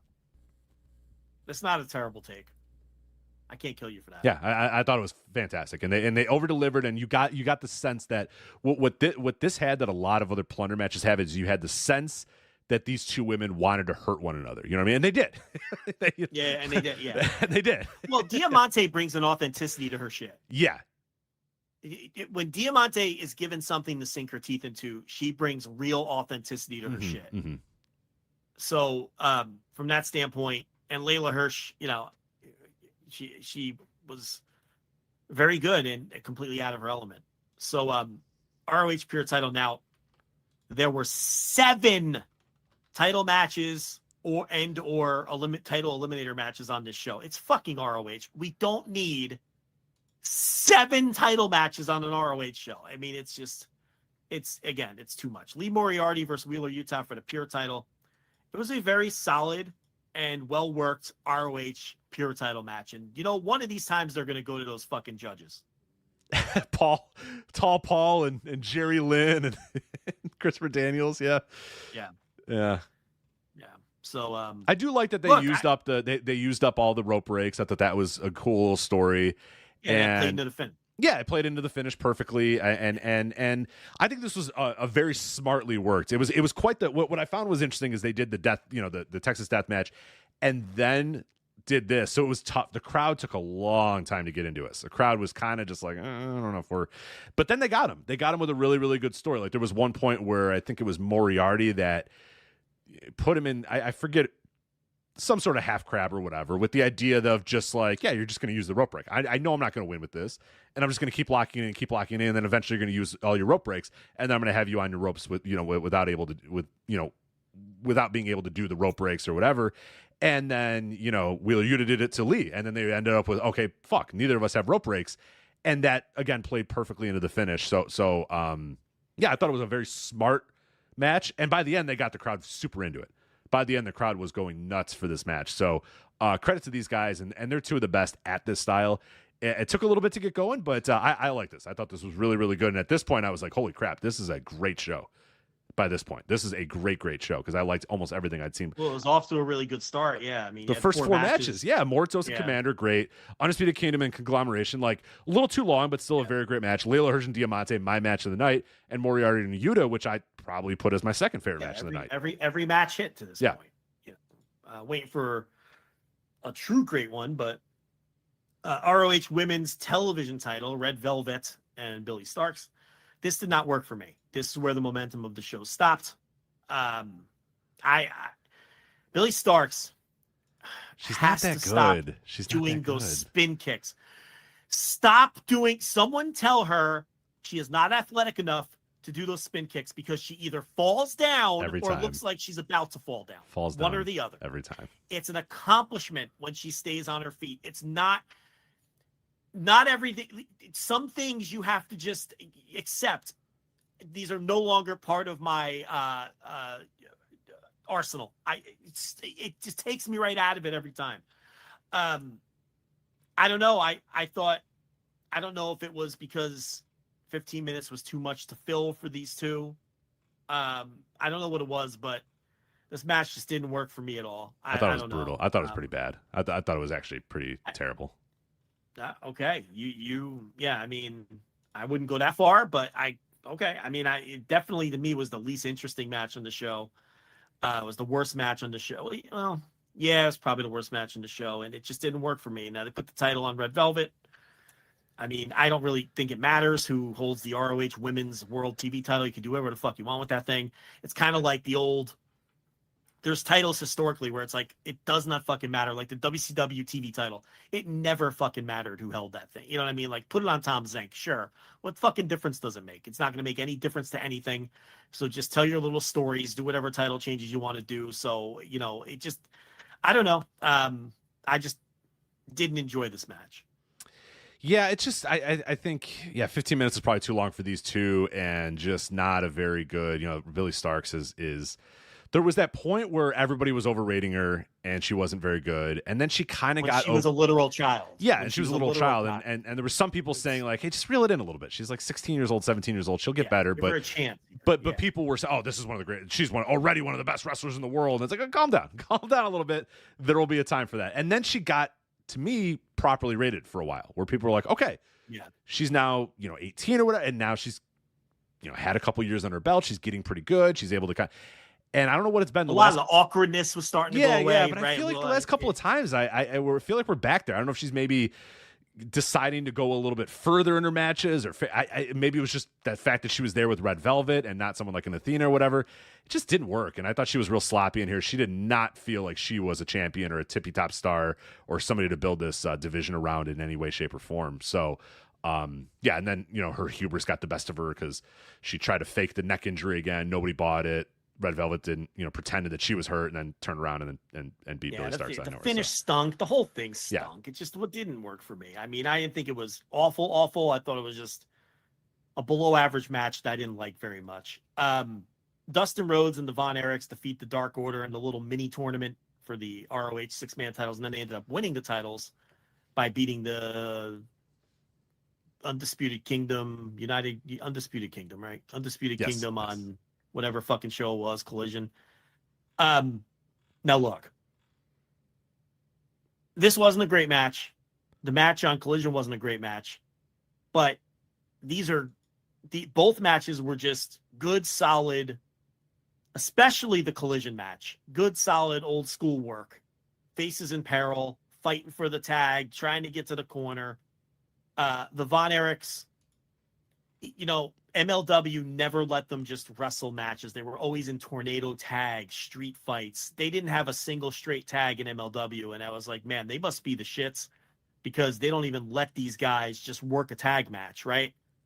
And then they come in and out of AEW, basically whenever they're in town, they book these guys along with their father, and they're fine. I mean, they're not great workers or anything, but they're fine. Like they're perfectly fine replacement level wrestlers. They were very good at getting beaten down and building to the hot tag to Dustin, who then, got things under control. But yeah, they're fine. They're fine. And they're fine. They're not good. You can't have an entire match that's those guys in the control period, but they're fine. They're perfectly competent wrestlers. Yeah, that's exactly it. And the thing about both matches and them winning the titles is it's a great story and it's a lot of fun, and it works. And it's a cool little thing that they're doing. And, it's nice to see Kevin at ringside. And it's just fun, feel good wrestling, watching this little story with Dustin teaming with these guys. So I'm all about it. It doesn't have to fill my notebook to satisfy me because I'm enjoying, what they're doing with and we see what happens at the end of the residency. They're over as fuck in that building. They're over as fuck in that building. So when the residency is over, we see, do they keep them around? Do they sign them? Do they just, shake hands and part ways? I don't know what's going to happen, but what they're doing now is working.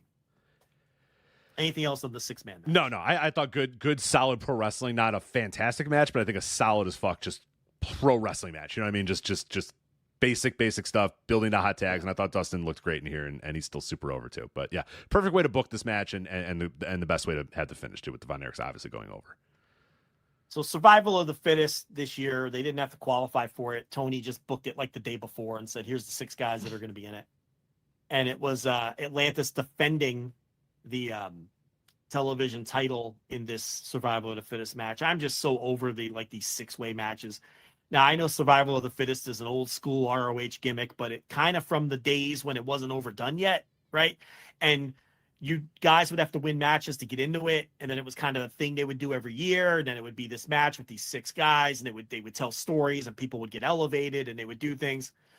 And I understand, I respect Tony holding on to the legacy of ROH in all of the ways that he has, by keeping matches like this alive, by keeping the names of the pay-per-views attached to the history of ROH, and I love that. I love that Tony is one of us, and he does those things.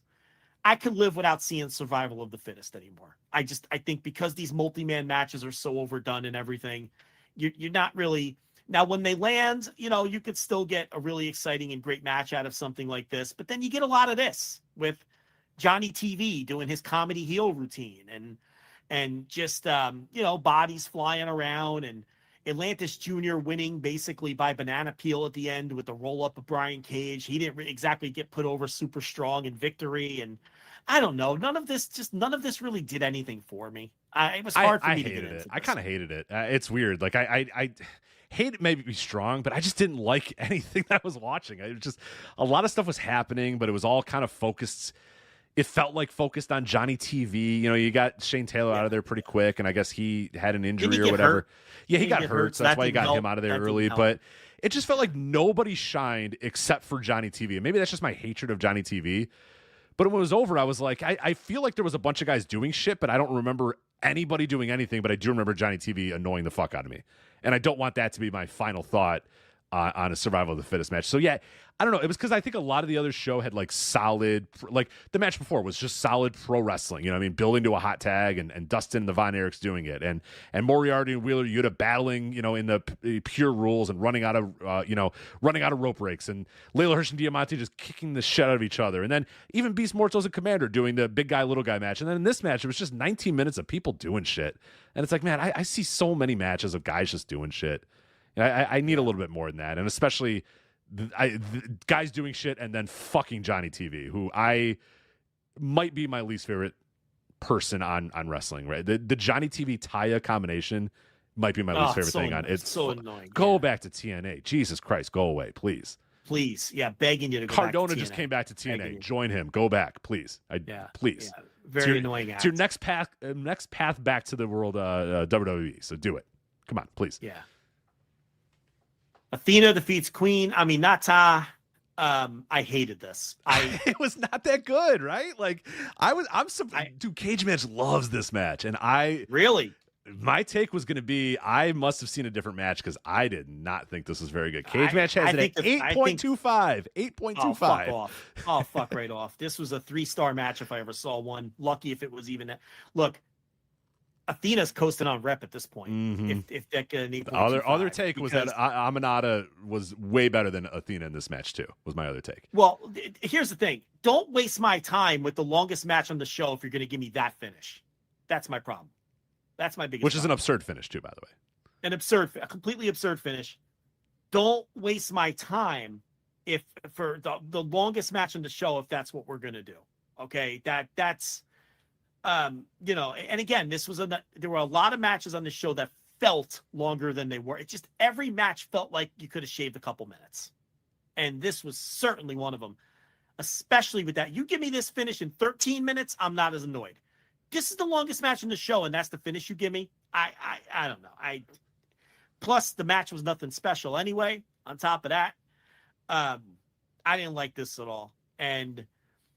To me, this was a point in the show where things were kind of going backwards after a hot start. And I thought the main event because the main event was great.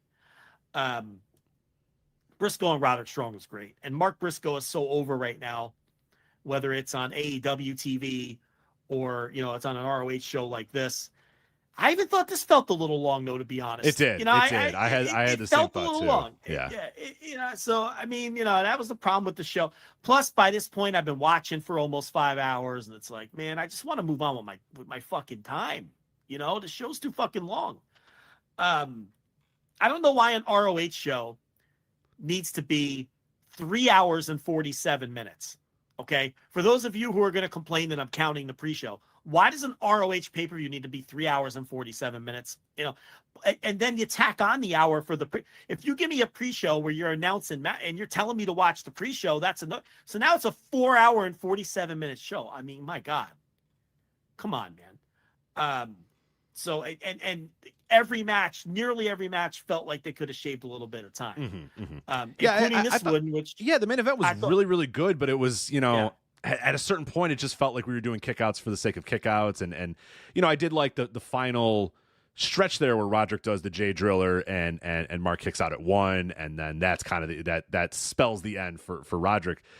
So I enjoyed that, and I thought Roddy was great in it, and Mark is, like you said, super over and becoming, you know, he's on the best run of his entire career, and he's more over than he's ever been, and that's just a great, and he's, you know, just an incredible example of like perseverance of a guy who, you know, had his brother tragically die. And we, at the time, we're talking about like, this is a guy who, you know, didn't know life without his brother, didn't know wrestling without his brother. How is he going to, and he's better than ever, you know what I mean? And that's, you know, not easy to do. So yeah, he's owning the building too. And he's owning his main event level and he's just killing it. So he was fantastic in the match. I thought Roderick was fantastic too, but I kind of had the same thought you did as I've been watching this thing for so long. And then we also, you know, this I do think that this show suffered from a lot of interference spots as well. Oh yeah, no doubt about it. And there was one here in the main event, and it was. But hey, you know, if you're going to do titles matches, yeah, if you're going to do one in the main event, great. Women's titles, you don't get like that. I think it's a very, very good thing to make sure that if you're running a wrestling show and you have agents and you got writers and you got a room or whatever, to say, okay, tonight, who's doing run like. and really plot it out. And if you're doing 4 run-ins on a show, maybe say, all right, who really does this really need a run-in? Let's make this run-in, because you would have made the run-in and the main event more special. You would have made the run-in on pick one, but you don't get 4 or 5. You get 1. Yeah, well, they're doing the heel routine with Athena and Billy Starks, so I guess they felt like they have to do it with the. So then don't do it in the main event. Right, exactly. Someone has to come up with a different idea then. One of you writers, one of you people that are paid, one of you agents come up with a different idea for the finish then, because interference is out. They got Athena and Queen Aminata's interference, Billy Starks and Red Velvet's interference. Everybody else, you got to come up with different ideas. Like I don't find a different way to put this baby face in a precarious position. Tell your story with a different method, because they're already telling it with this method. So you know what? You're getting paid big bucks to be in this room, so figure it out. And that's I don't think that's that much to ask. Real quickly, another thing on the Athena Queen Aminata, and then we'll get to the rest of the stuff for the show real quickly. This match too, they're throwing so many bombs at each other, including a fucking tiger driver. Which again, speaking of agents and writers and the room, I would say inexcusable. Inexcusable. I would say that whoever came up with that idea, if anybody knew that was going to happen and didn't immediately say no. You can't do a tiger driver when our key story in our entire company right now, one of the key stories in our entire company, is that one of our top talents is having a crisis of conscience about doing that move. No, you cannot do it. And no, you cannot do it to lead to a near fall. Yeah, inexcusable. If you want to do it and it kills Athena, then maybe we can maybe. I'm still saying it's no. Still a no. It's still a no, but I would at least think about it for 4 seconds and then say no. But I'm going to do a tiger driver, and then you're going to kick out is no. No. Bad. We're not doing that. Not tonight. Not right now. In a year, maybe. Right now, no. So I was blown away. When that happened, I was just like, what? We have a room. Where's the room? I am sure. Listen, I'm sure nobody knew she was doing it. There's no way they knew. She has to know better, though. Mm-hmm. Like, look, I know that wrestlers don't necessarily pay attention to the rest of the company. There's plenty of wrestlers who just punch in, see what they're doing that night, do it, and then go back to the hotel and order fucking Uber Eats. I get it. Okay. A lot of these people are not locked into anything other than what they're doing. I understand that. But at some point in the process, when she calls the spot, why doesn't Athena say, no, we can't, I'm not doing that? You know, and I'll explain to you why later. Yeah, no. Yeah, do a pedigree or something, but no, do not do the tiger driver. I'll tell you later. Yeah. And I would have to think that if this wasn't a planned spot with an agent, because if the agents don't know what the fuck is going on, that's their entire job. Now, unlike a wrestler, the agents have to know everything that's going on in the company. Okay, a wrestler doesn't necessarily. Queen Aminata doesn't necessarily have to know what Will Ospreay's storyline is. She doesn't, okay? But if you're going to have agents for these matches or agents in the building, that's their job to know. And if she just did it, she just called the spot on the fly, Athena has to know better and be a veteran and say, you can't do that spot. We're not doing that. And I'll talk to you about it later. I mean, that's just inexcusably sloppy that she did that move, and like you're saying, it didn't even end the fucking match. It wasn't even the finish. It was just a near fall, in the match filled with near falls that ended with a fuck finish with the ring announcer interfering. That's anyway. All right. Someone in the chat says, to be fair to Queen Aminata, the Ospreay Tiger Driver storyline is the drizzling shits and dampers every match. He's incorporated it in as a Danielson match. It doesn't matter. What does that have to do with anything? It doesn't matter if the storyline is good or not. It's a main event storyline. Right. It's the central storyline of one of the 3 or 4 most important wrestlers in the company. You can't shit on it like that. I'm going to tell you right now, I don't know if she got punished. I don't know if she got a stern talking to. Okay. Maybe she did. Maybe she didn't. If she did that in WWE, she might be banished to main event and then cut on the next round of releases. And if you think I'm wrong, I'm not. Someone at her level of the card doing something like that spits in the face of a main event storyline in that company, she might lose her job over something. She would definitely lose her push. whatever level of push he's getting. I mean, that's just a complete no-no in pro wrestling. You know, wrestlers don't even want you doing like these guys are you got to be careful about just doing other people's moves, period. Right. In pro wrestling. Okay. Especially a big star like Will Ospreay. Now he doesn't strike me as the kind of guy who's going to go marching into your locker room and then read you the fucking riot act. But some guys would, believe me. Okay. You know, when Adam Copeland came in that company, there's certain people who were told not to do spears. I mean, it's just, that's pro wrestling, you know? So especially in this case, I'm so glad you brought that up because it really was shocking. So that was that. I still all in all liked Death Before Dishonor. Tighten the thing up though. We don't need this to be 5 hours. That's what I would say. Definitely take a little, I hate to say this, I'm going to say this, take a page out of the MLW book and offer 2.5 hours, 3 hour shows. I think nobody needs these 5 hour shows. And I know they're maybe trying to justify this was it. a good show Yeah. and it felt too long, you know, and imagine if it hadn't been a good show. Right. If I didn't because I loved 1, 2, 3, 4, 5. Yeah, I loved 5 matches on the show. 5, 6 really good and matches really on the liked, show. 6 or 7 of them. So yeah, it's and even then it was just like, oh man, we're really getting a little too long here. But yeah, there you go. That was Death Before Dishonor. But yeah, Ring of Honor, it's in an interesting place right now, and I guess there's some notes to talk about from the media scrum afterwards that Tony's talking about. Still trying to sell Ring of Honor to a TV network and maybe rebranding it as AEW Ring of Honor or whatever. And I get it. I understand it. I know a lot of people are kind of, but you have to do that. That has to be the end goal of Ring of Honor. It can't exist in the way it's existing. It's fun for these, quarterly shows or whatever, but the weekly TV is just death and no one's watching it. And you can't just keep putting these things on Honor Club.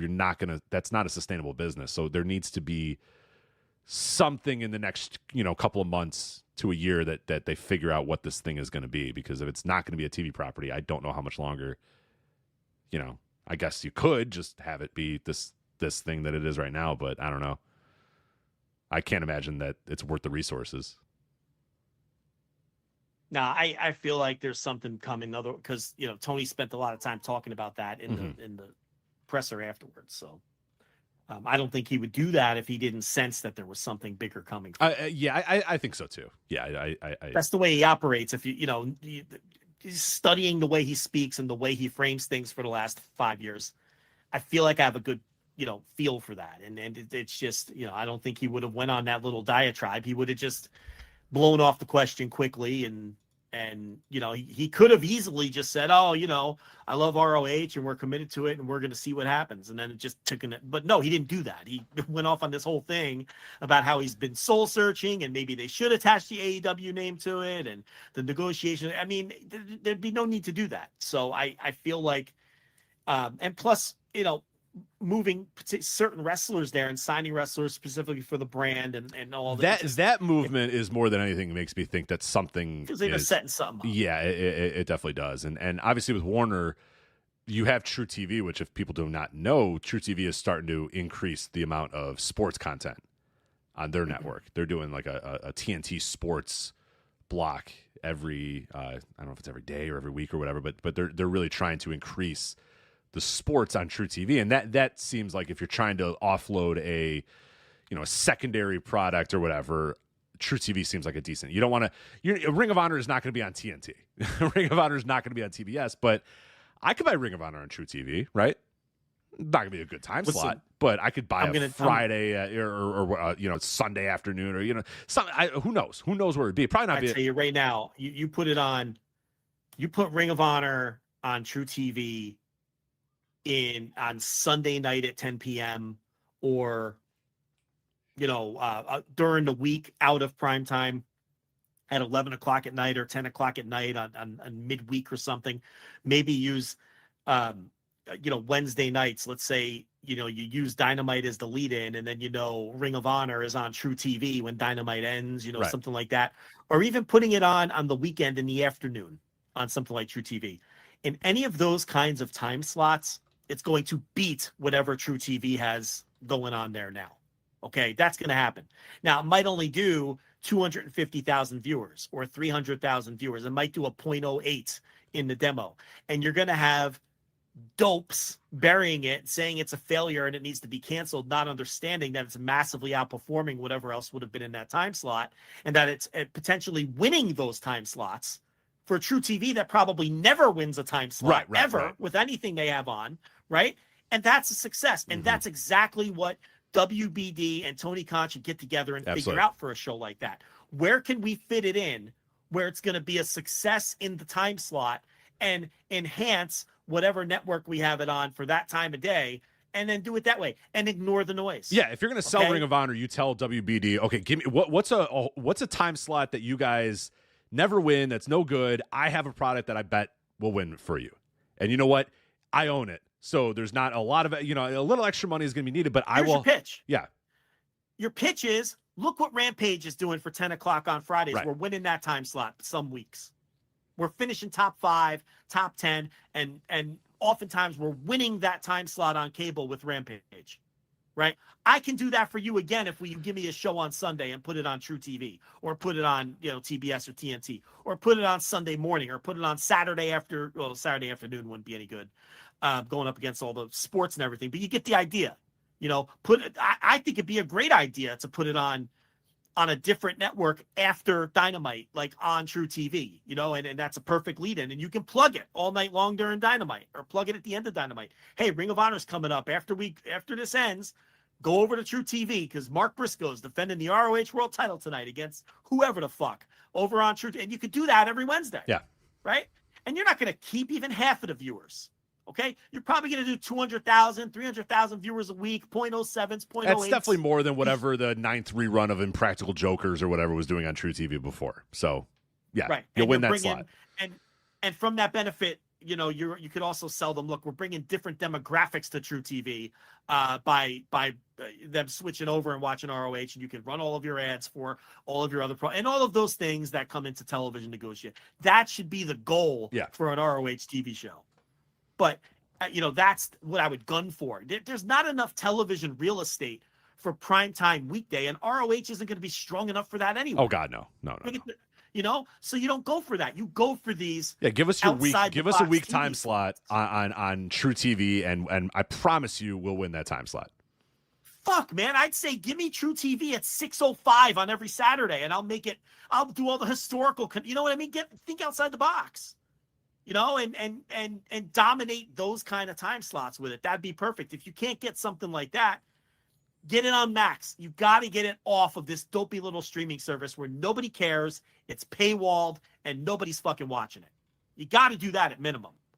Okay? At least get it behind the Max paywall where it's something that people actually subscribe to, right? And they might actually watch the thing, and you might even draw some buys from hardcore wrestling fans, who want to see the show. So you got to do something, though. Anyway, that's anything else on Death Before Dishonor? No, I got nothing else on Death Before Dishonor. Real quick, let's do our last topics here. I don't think these are going to take a ton of time, so we can fit them in here before we get out.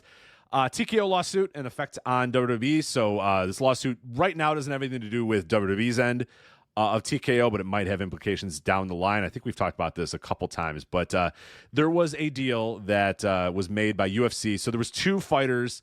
I think it was Kung Lee and I forget the other guy who made the lawsuit that trying to get back royalties and antitrust and all this sort of stuff. So all you need to know is UFC settled with that company for $335 million with the 2 fighters. Settled with the 2 fighters for $335 million that would be distributed to a bunch of old, MMA fighters or UFC fighters or whatever. District Court of Nevada judge Richard F. Boulware denied the settlement, so now the case must continue. So they got the settlement, they had all the dollar figures figured out. Now the case must continue. So clearly to him, he does not believe that deal, the $335 million, is enough. So that deal is going to get a little bit bigger. They're probably not going to actually go to court. So there probably will be a bigger settlement coming very soon. But, that affects WWE because TKO and WWE are one and the same. So the money that comes out of one end is WWE's end as well. But as far as what that really means and whatnot and future implications, we have no idea just yet. But I think it is worth noting to keep an eye on that, as it felt like, oh, cool, we wrapped this whole thing up, wiped our hands of it. We're $335 million poor, but that's okay. It could be much worse than that. And even Dave Meltzer, today on Observer Radio speculated this could, potentially be one of the biggest, financial, losses that UFC and WWE ever endure if this thing does go to court again or does, settlement does get pretty wild and pretty big, that it could get in the billions or something like that. Who knows? Who the hell knows right now? But it's certainly worth keeping an eye on. And then Go Shiozaki. We'll move on to this. Noah announced, I believe it was a couple of days ago, quote, Go Shiozaki will be unable to compete in the N1 victory due to injuries. Shiozaki will miss the tournament due to, quote, a fracture of the thoracic vertebrae. So now, for those of you that do not speak Gorilla Monsoon, that is a fracture of the middle portion of your spine.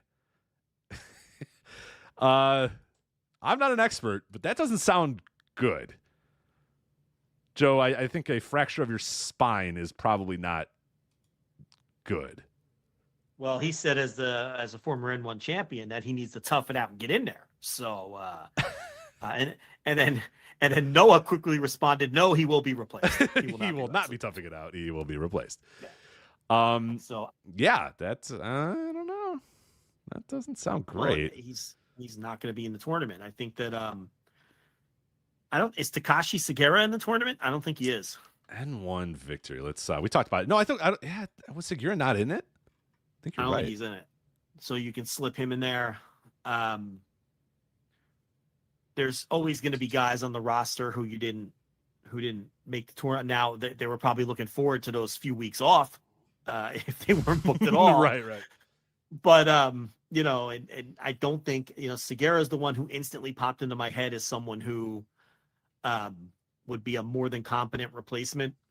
But I'm sure Marufuji's not in it because he doesn't want to be in it. Maybe you turn to another promotion to try to get an outsider in the last minute outsider in the mix. But maybe NXT can send somebody else. See, I don't know if you're going to get that I don't on such short notice. I'm kidding, yeah. But yeah, so it's a hit. It hurts. He's a guy who, because that N1 looked really, really good, and you take him out and put in whoever it may be, it's a hit. It's a good replacement, but the thing is, he's always banged up because he wrestles such a hard style. Mm-hmm. It's always something with him, and he's getting older, and he's really great and underappreciated historically. We've talked about that before. I really do think he's underappreciated historically because, unfortunately, there's a lot of parallels to like Yuji Nagata and Satoshi Kojima because those guys were seen to some degree as failures from a drawing perspective and a business perspective because they couldn't follow the people they were following for a variety of reasons we don't have to get into. I think Shiozaki has a lot of that too. He's viewed as a failure in terms of, he was supposed to be the next big heavyweight to carry the company after, Misawa and everything. But it was him and Morishima and, Taniguchi, who obviously didn't even come close to panning out, was around that same time. And Morishima looked like he could have really been big, and that just didn't happen. And then he had, all the mental health issues later on where he's just completely out of wrestling. And Shiozaki is, unfortunately, from that standpoint, his career for a long time was viewed as a failure. And, I know he's done a lot of good things in recent years and kind of revived his reputation a little bit to that extent. And he's done such great work. No one questions him as a worker, but I do think he's underrated historically as a worker because of the fact that he wasn't able to carry the torch and keep business up when it was his time. And in a lot of ways, from that standpoint, his career has been snake bit. But yeah, it's been a lot of injuries lately.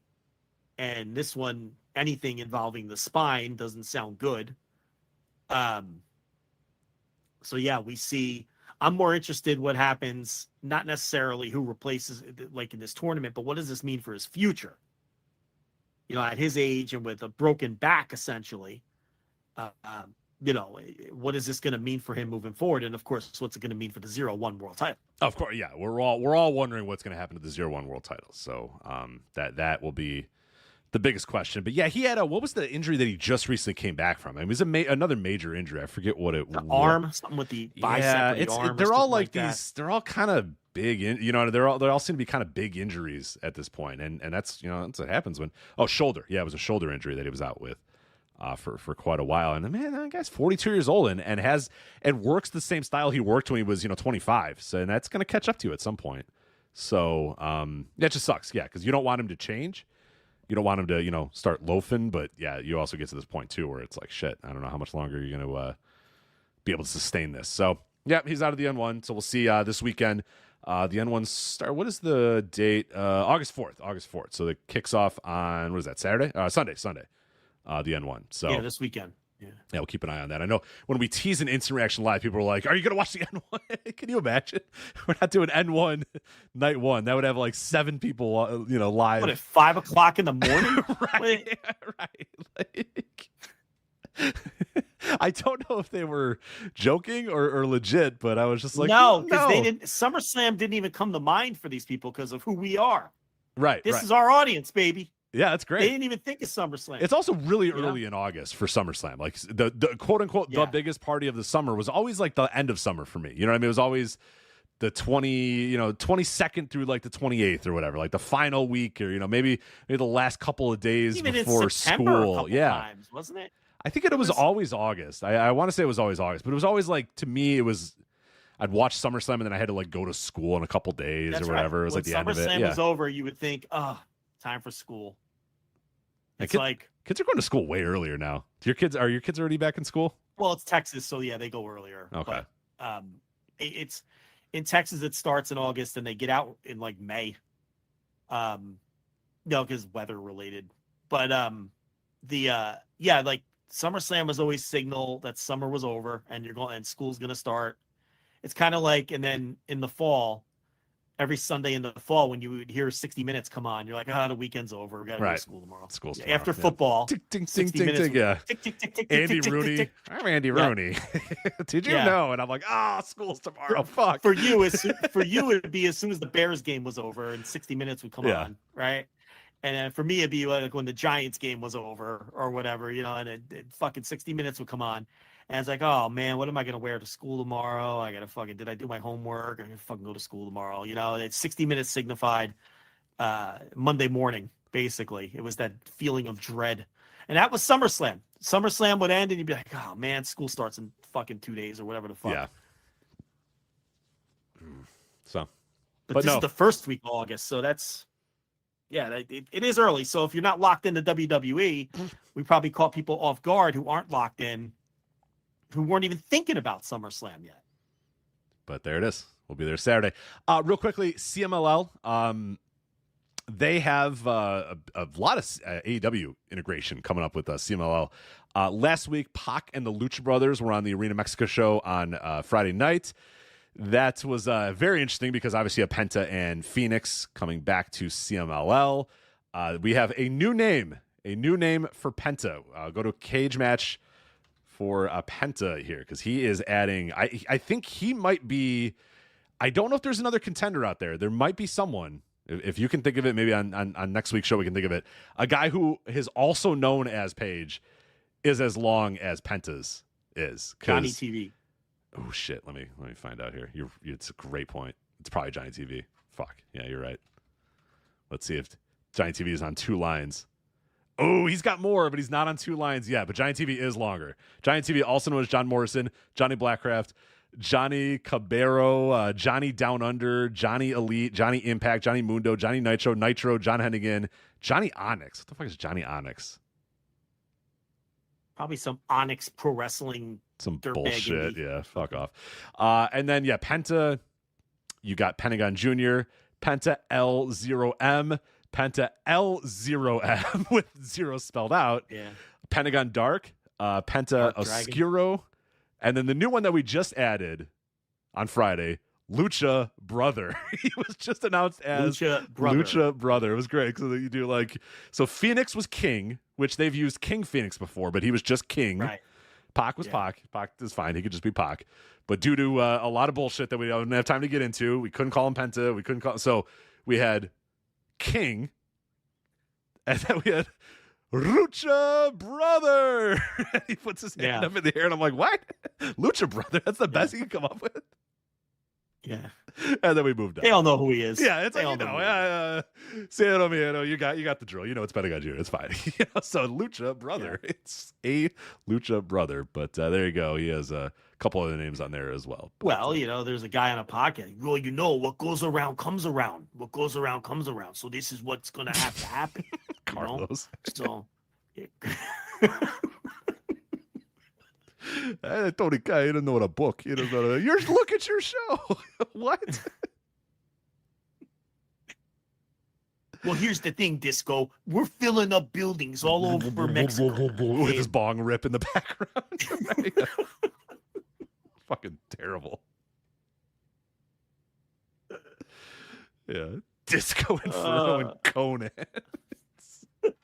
Is it still called Keeping It 100? Have they changed the name or is it still Keeping It 100? Keeping It 100. All right. Good for Carlos. Hey, you listen to my podcast? Did I ever answer his DM? I wonder if I ever answered. Nobody answers the DM. I want to see if I answered him. I definitely didn't, but just in case. Let's see. Oh, God. It really hurt keeping those. It really hurt keeping those names. They only sold the building out. So right. Right. You showed them. Really stay. What goes around comes around, Disco. What goes around comes, really, yeah. I don't know what's coming around. Another sellout next week when MJF is there. I don't know. So that's why they keep doing this, because it keeps selling out the fucking building. Right. I mean, the business is crazy. Yeah, and this week for people that are just listening. So this will be on Friday night. I believe it's on their YouTube page, so you can watch these live on their YouTube page. AEW International /US title, whatever you want to call it, MJF versus Templario is going to be your main event.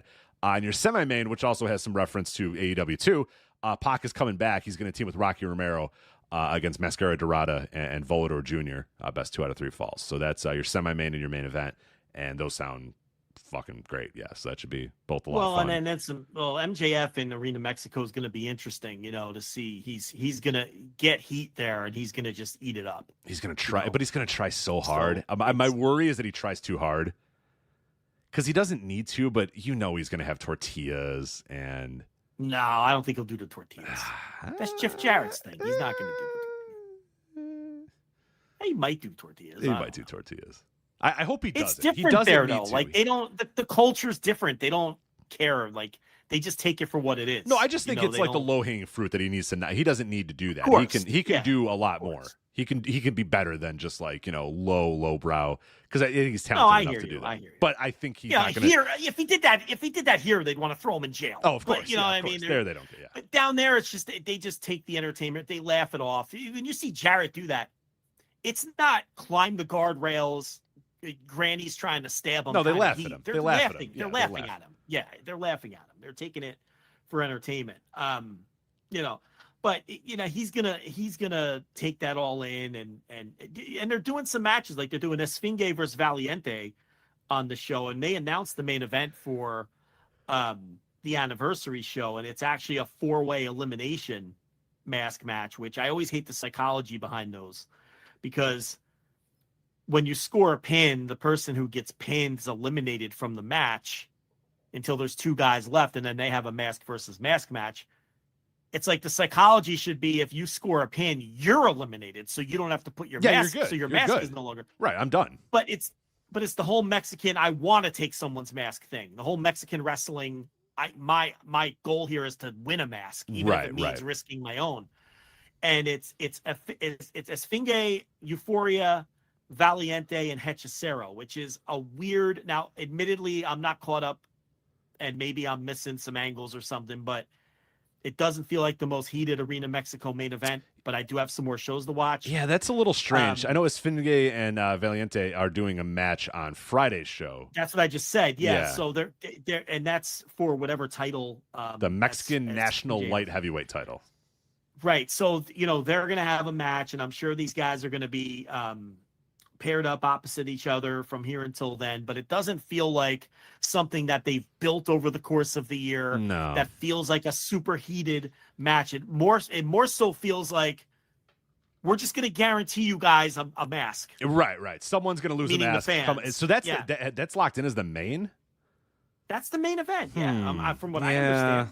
That's a little bit of a... So it just doesn't feel like something they've been building to, and all of those guys aren't even particularly over. I was going to say it doesn't feel like a main event because none of those guys are tippy top stars. They're not, the guys who have been obviously the stars in CML this year are your Rockies, your Doradas, your Voladors, Templario. You can add him in that mix.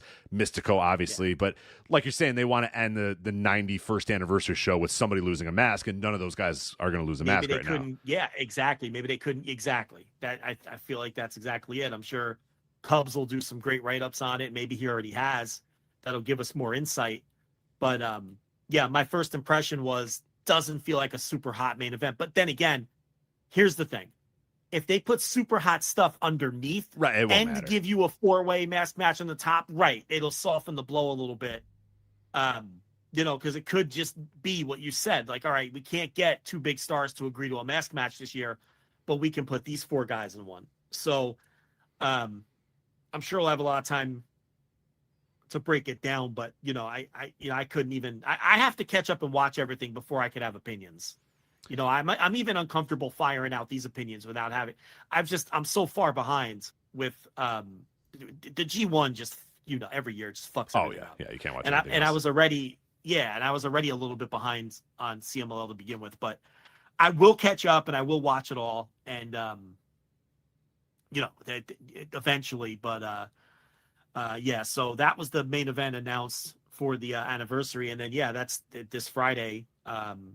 You mentioned the top 2. We've got Esfinge versus Valiente for the light heavyweight title. Magnus and Rojito teaming with Hechicero gets Averno, Euphoria, and Soberano Jr.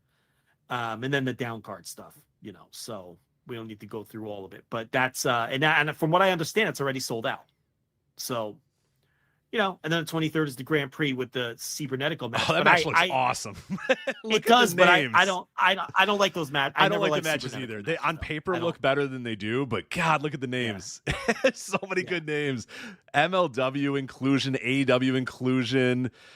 Oh man. So Team International is Akira, Claudio Castagnoli, Davey Boy Smith Jr., Flip Gordon, Akira Kwan, Kyle Fletcher, Mansoor, Robbie X, Rocky Romero, and Yota. Yeah. Versus Team Mexico of Atlantis Jr., Esfinge, Euphoria, Mascara Dorada, Templario, Titan, Ultimo Guerrero, Valiente, and Volador Jr. So that Team International is like a very much like, what do these guys talk about thing? It's Yota. They're bringing Yota Tsuji back in for that. I think that's MLW's Yota, right? Oh no, that's not. That is Yota Tsuji, right? Yota Tsuji wrestles as Yota in CMLL. That's right. Who am I thinking of? There's no Yota in MLW. I don't know who I was thinking of. But August 23rd. Oh yeah, that's after the G1. No, yeah. That's way after the G1. Yeah, so he was flying back and forth. When at the tail end of his excursion, he was going back and forth between Rev Pro and CMLL and New Japan at one point. I mean, there's nothing lazy about that guy. Thank you, Paul Wedding. I was thinking of Yoya. I was thinking in my head, I was thinking of MLW as Yoya, but it's it's not. So, which by the way, next week we have to preview the MLW. Never YouTube say never. special. Yeah, never say never. 10th.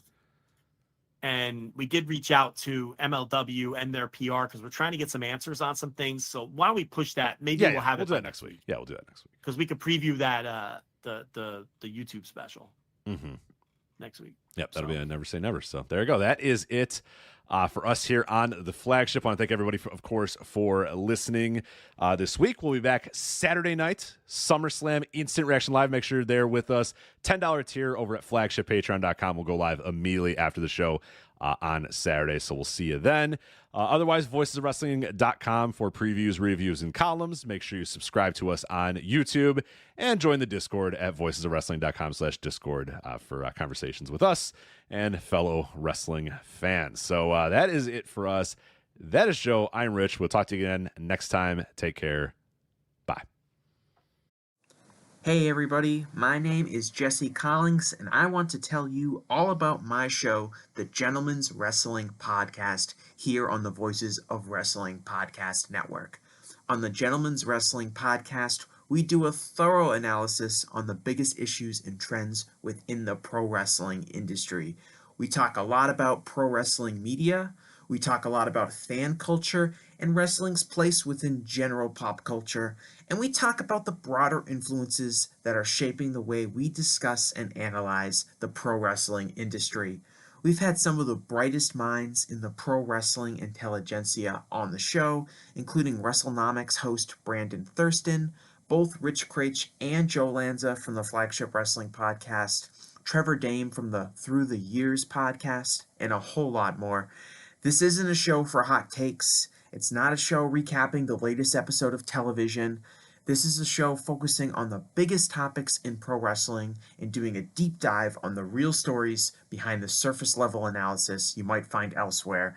The Gentleman's Wrestling Podcast is available wherever you get your podcasts, and we'd really appreciate it if you gave us a try. Thanks.